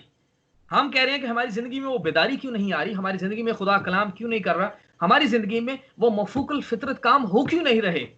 वो कहां पर बेदारी हमारी गई है कि हम खाली बस किताबें उठाएं, पढ़ें, मैसेज पढ़ें, बाइबल पढ़ रहे हैं, लेकिन वो काम कहां पर गए हैं मसीह के? वो मसीह का ज़हूर कहां पर गया हमारी जिंदगी के अंदर कि आज अगर वो नहीं है? क्योंकि हम उस रैप्चर के कंडीशन के अंदर अब हम आ गए हैं कि हम अब उठाए जाएं जल्द, लेकिन उठाए जाने से पहले, इस रूत और बॉयज का इकट्ठा होने से पहले, कि जब ये दुल्हा और दुल्हन एक बंधन में बंध जाएं और दुल्हा जो है इस दुल्हन को उसकी जमीन पर वापस ले जाए, क्योंकि रूत को और नोमी की जमीन को वापस दिया जा रहा है। उस जमीन को जो इब्लीस ने चुरा ली थी, नोमी को वो जमीन वापस मिल जाती है, रूत को उसकी मिरास वापस मिल जाती है। तो हमारी मिरास हमें वापस मिलने वाली है। हमारा दुल्हा उतर कर आ गया, हमारा खुदावंद आया, हमें हमारी मिरास दे, हमें इस जमीन से लेकर जाए, हमें उस रैप्चर के अंदर, उस ज़ियाफत के अंदर लेकर जाए। लेकिन ज़ियाफत में जाने के लिए क्या है कि पहले जमीन का खाली किया जाना जरूरी है। आज हम अपनी जमीन पर, अपने बदनों पर देखें कि कौन सा ऐसा इब्लीस, उसकी फौज, ऐसा कोई किरदार मेरी जिंदगी के अंदर है जो मेरे किरदार को खराब कर रहा है। जो, क्योंकि भाई ब्रैनम कहते हैं एक ही चीज आसमान पर जा सकती है, एक ही चीज उस अब्दियत के अंदर जा सकती है, वो है आपका किरदार। आपका किरदार जो है वही आपको उस अब्दियत के अंदर लेकर जाएगा। किरदार के बगैर जो है हम जाने वाले नहीं हैं। तो वो किरदार क्या है, हम अपनी जमीन को चेक करना शुरू करें, हम अपनी जमीन के ऊपर देखें कि कोई ऐसा यबूसी, कोई ऐसी चीज तो नहीं है जो मेरी जमीन को बर्बाद कर रही है, जो मेरी जमीन को नुकसान पहुंचा रही है, कि मैं उस मसीह को जमीन पर उतरने नहीं दे रहा। वो मसीह मुकाशफा 10 बाब के मुताबिक क्या है, उतर कर आना चाहता है। क्या यूहन्ना इस किताब को ले, वो कह रहा है यूहन्ना किताब को अब तूने हाथ बढ़ाना है, तूने हिम्मत करनी है। शमजर क्या कर रहा है, वो हिम्मत कर रहा है, उसने उठाई वही बैल के पैने को उठाया और भागा मारने के लिए। अब वो डरा नहीं है, उसके अंदर कोई ऐसा डर खौफ हमें नजर नहीं आ रहा उस किरदार के अंदर। वो निकला है और क्या है, वहां पर खुदा का रूहुल कुद्स बड़े जोर से उस पर नाजिल हुआ है और उस एक छड़ी के साथ उस बैल के पैने से 600 फिलिस्तीनियों को वहां पर उसने मार गिराया, वहां पर उसने हलाक कर दिया। ये क्या है असल में, ये सारी की सारी ये कहानियां बाइबल के अंदर हमारे लिए रखी गई हैं कि उनकी वो जो फिजिकल लैंड था, वो जो फितरी जमीन थी, आज हम अपनी रूहानी जमीन के ऊपर गौर करें कि ये बदन, ये खुदा का मकदस है। हम अपनी जमीन पर आज वापस आ गए हैं। ये मैसेज क्या है, ये हमारी मिरास, ये हमारी जमीन पर हमें लेकर जा रहा है। हम उस वादाशुदा सरजमीन में जा रहे हैं, उस नई यरूशलेम के अंदर। तो हम अपनी जमीन के ऊपर आज चेक करना, देखना शुरू करें कि हाँ, मैं अपने सारे दिन की रूटीन को देखूं कि क्या मेरी जिंदगी में कौन सी ऐसी चीज है कि मैंने किसी अमालीक को, किसी ऐसे यबूसी को, कैसे किसी ऐसे हित्ती को जगह तो नहीं अपने बदन में, जमीन के ऊपर कहीं ना कहीं दी हुई कि हाँ, मेरे बोलने से, मेरे किरदार से, मेरे बोलचाल से, मेरे ऐसे कदम से जो है वो अबलीस को जलाल मिल रहा है, मेरे ऐसे कदम से वो बलीम की प्रस्तिश, वोस्तरात की, वो बाल की प्रस्तिश हो रही है। और ये प्रस्तिश क्या है, आज अबलीस ने किया क्या है। कुछ लोग क्या है, वो फैन है, कोई शाहरुख खान का फैन है, कोई आमिर खान का, कोई टॉम क्रूज, ये सारे के सारे क्या हैं, खुदा खुद ही इजाजत दे देता है आपकी जिंदगी के अंदर आ जाए। वो आपकी जिंदगी में आएंगे क्या, वो आपके बाल, वो आपका बाल देवता बन गया, वो आपकी क्या है, अस्तरात देवी बन गई है, ये आपके देवता बन गए हैं। हम जी, हम इस शख्स के फैन हैं, हम उस किरदार के पीछे लग जाते हैं। तो करता क्या, खुदा खुद ही इजाजत दे देता है। खुदा ने उस अजलूम के बादशाह को हुक्म दे दिया कि हाँ, आप बनी इसराइल पर दबाव डाल, 18 बरस अब वो उस गुलामी के अंदर हैं। तो हम क्या हैं, आज अपनी जिंदगियों के अंदर देखें कि कोई ऐसा शख्स तो नहीं, किसी के शख्स के पीछे हम जाना शुरू हो गए हैं, किसी शख्स की पैरवी हमने करना शुरू कर दिया है, किसी शख्स के पीछे ही लग गए हैं और उसको हमने अपना देवता बना लिया है। तो हम अपनी जिंदगी को चेक करें, देखें कि हम किसी टीवी एक्टर के, किसी टीवी स्टार के, किसी पॉलिटिशियन के हम बड़े उनके फैन तो नहीं बन गए। तो हमने उनको अपना क्या है, असल में देवता बना लिया, अपने खुदावंद को छोड़कर उन देवताओं के पीछे जाना शुरू कर दिया है। हम आज से अपनी जमीन को चेक करना शुरू करें। और खुदा ने जब इस शख्स को खड़ा किया तो ये इस शख्स के वसीला से खुदा 600 फिलिस्तीनियों को मार रहा है। और मारने के बाद लिखा कि यह भी शख्स था जो के छुड़ाने वाला था, बनी इसराइल को रिहाई बख्शने वाला। आज दुल्हन क्या करने वाली है, दुल्हन की कोई इज्जत नहीं है, दुल्हन को कोई पूछने वाला नहीं, लेकिन खुदा इसी दुल्हन को खड़ा करने वाला है कि ये इंसाफ करेगी, ये दुल्हन काजी बनेगी, ये तख्त पर बैठेगी उस मसीह के साथ, और तख्त पर बैठकर बनी इसराइल के 12 कबीलों का भी ये इंसाफ करने वाली है दुल्हन। ये है दुल्हन का काम, ये है दुल्हन का किरदार। लेकिन दुल्हन आज अपने मकाम, अपनी हैसियत को पहचाने। वो 600 अशखास को देखते हुए डरा नहीं। आज हम आप जिस्मानी तौर पर भी गौर करें ना कि अगर हमारे सामने हमारा खानदान है और 600 फौजी चढ़ आए हैं हमें मारने के लिए, तो हम अपने आप को देखें, हम अपने आप को पहचाने। अगर हमारे साथ आज ये तस्वीर बन जाए तो हम वहां पर क्या करेंगे। ये कोई आम बात नहीं है, ये कोई आम किरदार नहीं था। इस बात को समझिएगा कि आज दुल्हन भी उसी पावर को लेने वाली है। हम तो कदम उठाएं, पहला हम सुस्ती अपने अंदर से हम दूर करें और उस बेदारी को लें। जैसे शमजर ने कहा कि आज वो मुझे बेदारी मिल जाए कि मेरे बाप दादा के साथ खुदा ये कर सकता था, तो आज मेरे साथ क्यों नहीं है। अगर आज हम कहें कि भाई ब्रैनम के मीटिंग के अंदर वो फरिश्ता उतर कर आता था, पौलुस के पास फरिश्ता उतर कर आया, मूसा के पास आया, यीशुआ के पास आया, तो आज हमारी जिंदगी में क्यों नहीं आ रहा। अगर आग की भट्टी में वो 3 शख्स मौजूद हैं, उनके पास उतर कर आ गया, अगर दानियल को उन शेरों की मान में डाल दिया गया, वहां पर खुदा बचाने के लिए लिखा खुदा अपने फरिश्तों को भेजता है और वो शेरों के मुंह बंद कर देते हैं। खुदा ये वहां पर कर सकता है, तो आज क्यों नहीं हो सकता। दुल्हन के उठाए जाने से पहले जरूर है कि ये जमीन जो है उन बाकी अकवाम से, उस सारे अनबिलीफ से, उन सारी परेशानियों से इस जमीन को आजाद किया जाए और इस जमीन पर कब्जा उस मसीह का होना चाहिए। वो मसीह इस जमीन पर पूरे का पूरा कब्जा कर सके ताकि हम उस रैप्चर में जा सकें। आज वो शमजर इस जमीन के ऊपर आप और मैं मौजूद हैं। हम अपनी तस्वीर को, अपनी जिंदगियों को चेक करें, हम अपने आप को देखें कि हमारी जिंदगी के अंदर खुदा जो कि करना चाहता है जो काम, हम हमारी जिंदगियों को वो इस्तेमाल अपने काम के लिए करना चाहता है, लेकिन हम कहाँ पर खड़े हैं। हम अपने आप को तलाश करें, अपनी ज़िंदगी में देखें कि खुदावंद हमारी ज़िंदगी में अपने कलाम को नाजिल करे। हमारे ज़िंदगी में अगर किसी भी ऐसी कौम का, ऐसे अनबिलीफ का, ऐसी चीज़ों का अगर कब्ज़ा है, तो आज से हम उस कब्ज़े को ख़त्म करें। क्योंकि अगर आप चाहते हैं कि खुदा हमारे वसीला से ऐसा काम कर सके, जैसे वो शमजर ने कहा कि हाँ, मैं अपनी हैसियत, उसने अपनी हैसियत को पहचानना शुरू कर दिया कि मैं हूँ कौन। हम अपनी हैसियत को पहचाने कि हम कौन हैं, हम खुदा के बेटे और बेटियां हैं। खुदा ने इस सारी कायनात को हमारे लिए बनाया है, और आज हम जो हैं डरे डरे फिरें और इस तरह की हालत लेते हुए, अगर किसी भाई की बहन की कोई ज़रूरत है तो आप खुदा के सामने रखें। आपकी ज़मीनी कोई ज़रूरत है, कोई जॉब की, कोई ऐसे फाइनेंशियल प्रॉब्लम है, जो भी है, तो आप खुदावंद के आगे रखें और अपनी हैसियत को देखें कि मैं हूं कौन। उसने मेरे साथ वादा किया है, उसने कहा कि इन दरख्तों की, इन चिड़ियों को देखो कि ये ना कोई मेहनत करती हैं, ना काटती हैं, कुछ भी नहीं करती, लेकिन खुदावंद फिर भी देता है। मैं देखता हूँ जानवरों को, जब कभी यहाँ से निकलूँ, मैं किसी फार्म के अंदर इन जानवरों को देखूँ, तो जानवर क्या हैं, खुदा ने इतनी ज़्यादा उनके सामने खुराक रखी हुई है, पूरे का पूरा खेत है कि जो मर्जी, जब दिल करे जितना मर्जी खाएं। लेकिन हम आज क्या कर रहे हैं? हमारा खुदा जो सारी ज़मीन को बनाने वाला है, जो इस कायनात का खालिक और मालिक है, हम अपनी हैसियत को पहचानना शुरू करें कि हम इस ज़मीन के मालिक हैं। हम असल मालिक हम हैं इस ज़मीन के, लेकिन क्या है, इस ज़मीन के ऊपर बाकी कौमों को हमने ठहरा दिया है। खुदावंद जल्द हमें वो मालिक बनाने वाला है। मुकाशवा 10 बाब में वो उतर कर आ गया है, वो मलकियत लेकर, वो मलकियत के कागजात लेकर आया मुकाशवा 10 बाब में कि अब ये ज़मीन तुम्हारी हो चुकी है, अब कब्जा हमने खुद करना है। उसने कहा, यूहन्ना तूने अब खुद इस किताब को खाना है और किताब तूने बनना है। यूहन्ना तुझे बहुत सी कौमों, उम्मतों और कबीलों और अहले जुबान पर नबूवत करना है। यूहन्ना तूने अब ये काम करना है। इसलिए वो शमजर, जिसकी कोई इज्जत ना थी, भाई ब्रनम बयान करते हैं कि असल में वो उन काजियों की लिस्ट में आ गया। इसी तरह से एक बहुत खूबसूरत शख्स शमाउन करीनी नए अहदनामा के अंदर है कि वो शख्स कहीं पर भी आपको नजर नहीं आएगा, लेकिन वो शमाउन करीनी ही था जो यीशु मसीह के साथ मददगार बना, यीशु की सलीब को उठाकर कलवरी तक सहारा देने के लिए।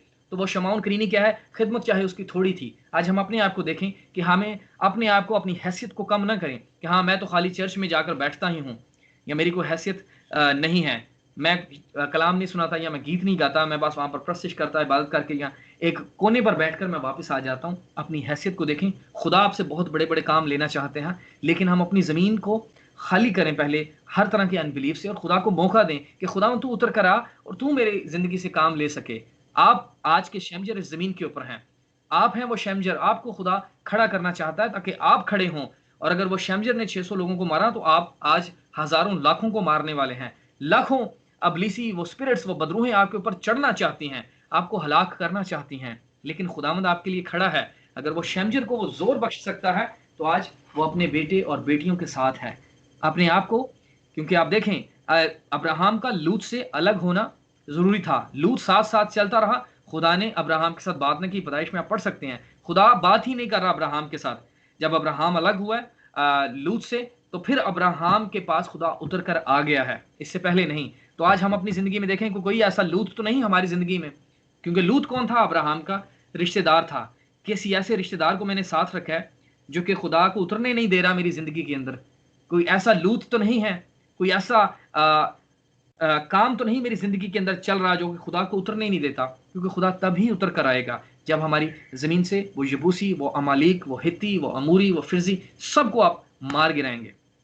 थोड़ा सा भी जमीन का हिस्सा हमने उन कौमों को नहीं देना। ये जिस्म खुदा का मकदस है, ये खुदा के रहने की जगह है। हमारा सरता पाँव पूरे का पूरा खुदा के जलाल के लिए हो, हमारा कोई कदम उठे खुदा के नाम के जलाल के लिए हो, तो फिर देखें आज हम उसी अमाल की दूसरी किताब को लिखने वाले बनेंगे। खुदा हमारी जिंदगियों के वसीले से वो सारे काम करने शुरू कर देगा। खुदा उतर कर आएगा और अपने बच्चों को, अपने बेटे और बेटियों को आज वो इस्तेमाल करना चाहता है। वो आज भी इस जमीन के ऊपर जब नजर दौड़ाता है, तो वो देख रहा है कहां पर आज वो शमजर है, कि आज वो शमजर जिसकी कोई इज्जत नहीं है, आज वो भाई या बहन कि किसी वाकेंड की गलियों में फिरता है, किसी लाहौर में या कहीं भी मौजूद है, खुदा की नजर आपके ऊपर है।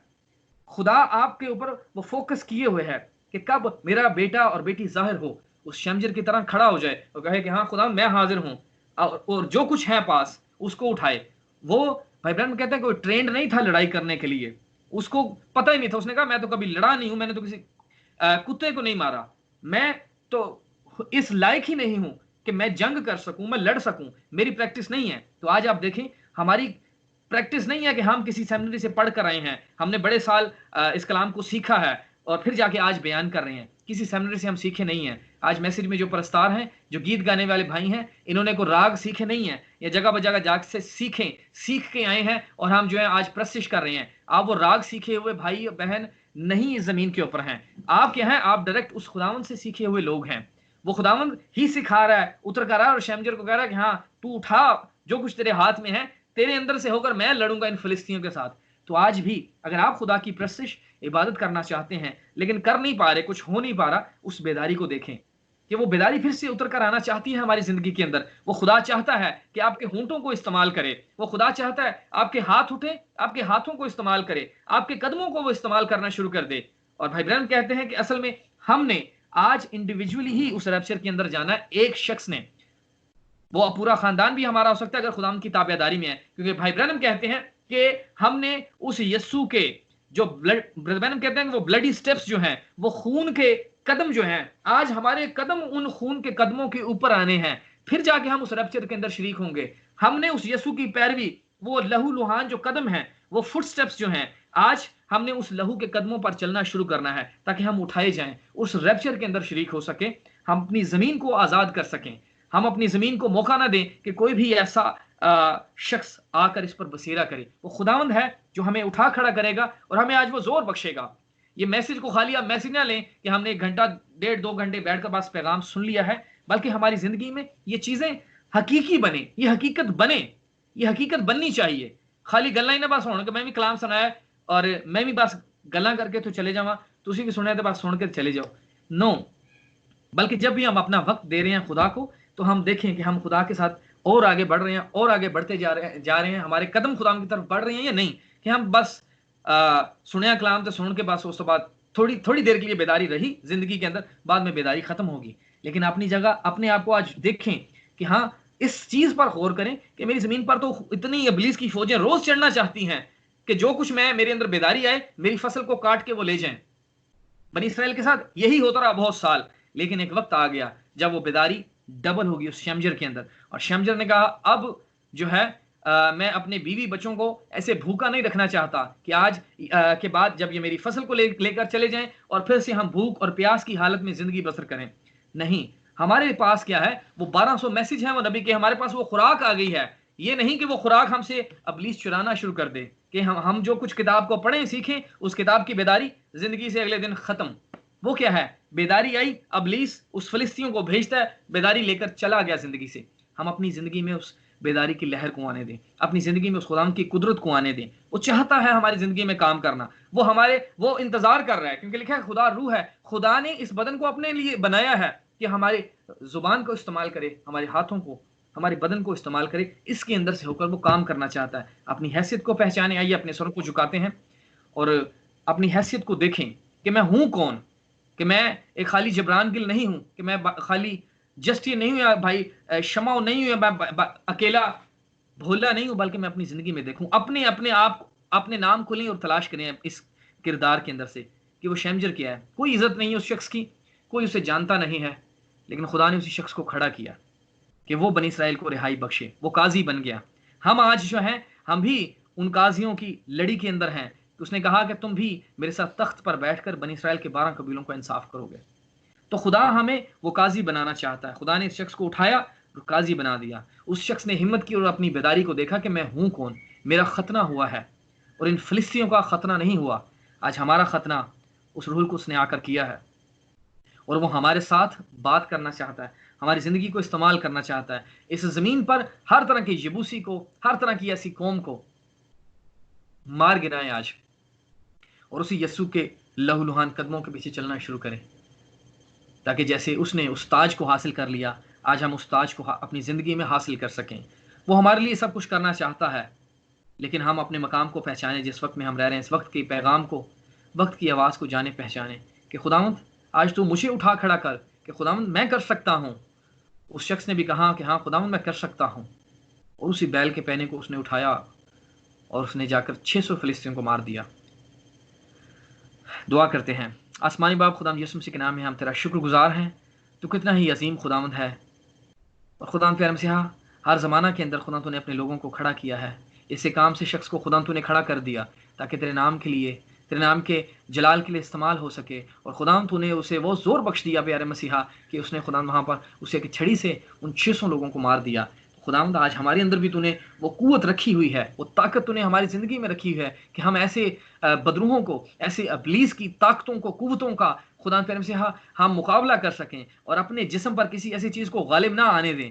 तो खुदा प्यारे मसीहा तू रहम करना। अपने सब भाइयों और बहनों के लिए बरकत चाहता हूँ। मैं तेरा शुक्रगुजार हूँ खुदा प्यारे मसीहा कि तेरे कलाम की पूरी मना दी हुई खुदा प्यारे मसीहा तो मुझे माफ़ करना प्यारे मसीहा। अगर कोई प्यारे मसीहा कोई ऐसी बात खुदा प्यारे मसीहा उस तौर से खुदा बयान नहीं हो सकी जिस तरह से तेरे नबी ने बयान की, खुदा प्यारे मसीहा तू बरकत बख्श कि तेरे बेटे और बेटियों तक खुदा प्यारे मसीहा तेरी आवाज़ पहुंच सके और तेरे बेटे और बेटियां इस आवाज़ के मुताबिक इस किरदार में से अपने आप को देखें, तलाश करें, जान सकें कि खुदा प्यारे मसीहा तू आज और कल बल्कि अब तक यकसां खुदा है। तो आज भी हमें वो कुव्वत और ताकत देने की कुदरत रखता है। तू रहम और अपना तरस करना और खुदा सब भाइयों को, सब बहनों के साथ होना जितने आज जमा हुए हैं, इनकी कुर्बानी के लिए तेरा शुक्रगुजार हूँ। इंटरनेट के लिए खुदा तूने ये मुमकिन किया कि आज इंटरनेट के वसीला से हम सब जमा हो सकें। एक एक भाई को, एक एक बहन को तो छू और खुदा इस कलाम के वसीला से, इस बरकत के वसीला से तो खुदा इन पर रहम करना और ये बेदारी इनसे जाने ना पाए इनकी ज़िंदगियों से। ये ना हो कि खुदा प्यारे मसीहा अब कलाम सुनने के बाद थोड़ी देर, कुछ घंटों के बाद, कुछ दिनों के बाद ये बेदारी ख़त्म हो जाए। ऐसे ना हो सके, बल्कि खुदा ये बेदारी कायम रह सके और हम हर वक्त उस किरदार को देखते रहें कि वो शख्स जिसकी कोई इज़्ज़त ना थी। खुदावंद आज हमारी भी इस जहान के अंदर कोई इज़्ज़त नहीं है, हमें कोई जानने वाला नहीं है, लेकिन खुदा तू जानता है हमें। और खुदा तू नाम बनाम अपने बेटे और बेटियों से वाकिफ़ है। उठा खड़ा कर आज अपने बेटे और बेटियों को, हम अपनी ज़मीन को खाली कर सकें ताकि तुझे मौका दें और ये बदन तेरे मक़दस बन जाएँ। और खुदा यहाँ से हम ज़रूर जल्द उठाए जाएँ और खुदा प्यारे मसीहा तेरे साथ हमेशा रह सकें। तेरी बरकत चाहता हूँ, एक एक के साथ होना और हम सब पर रहम करना। ये सब कुछ खुदा यीशु मसीह के नाम में मांगता हूँ, आमीन। Amen. God bless you, brothers.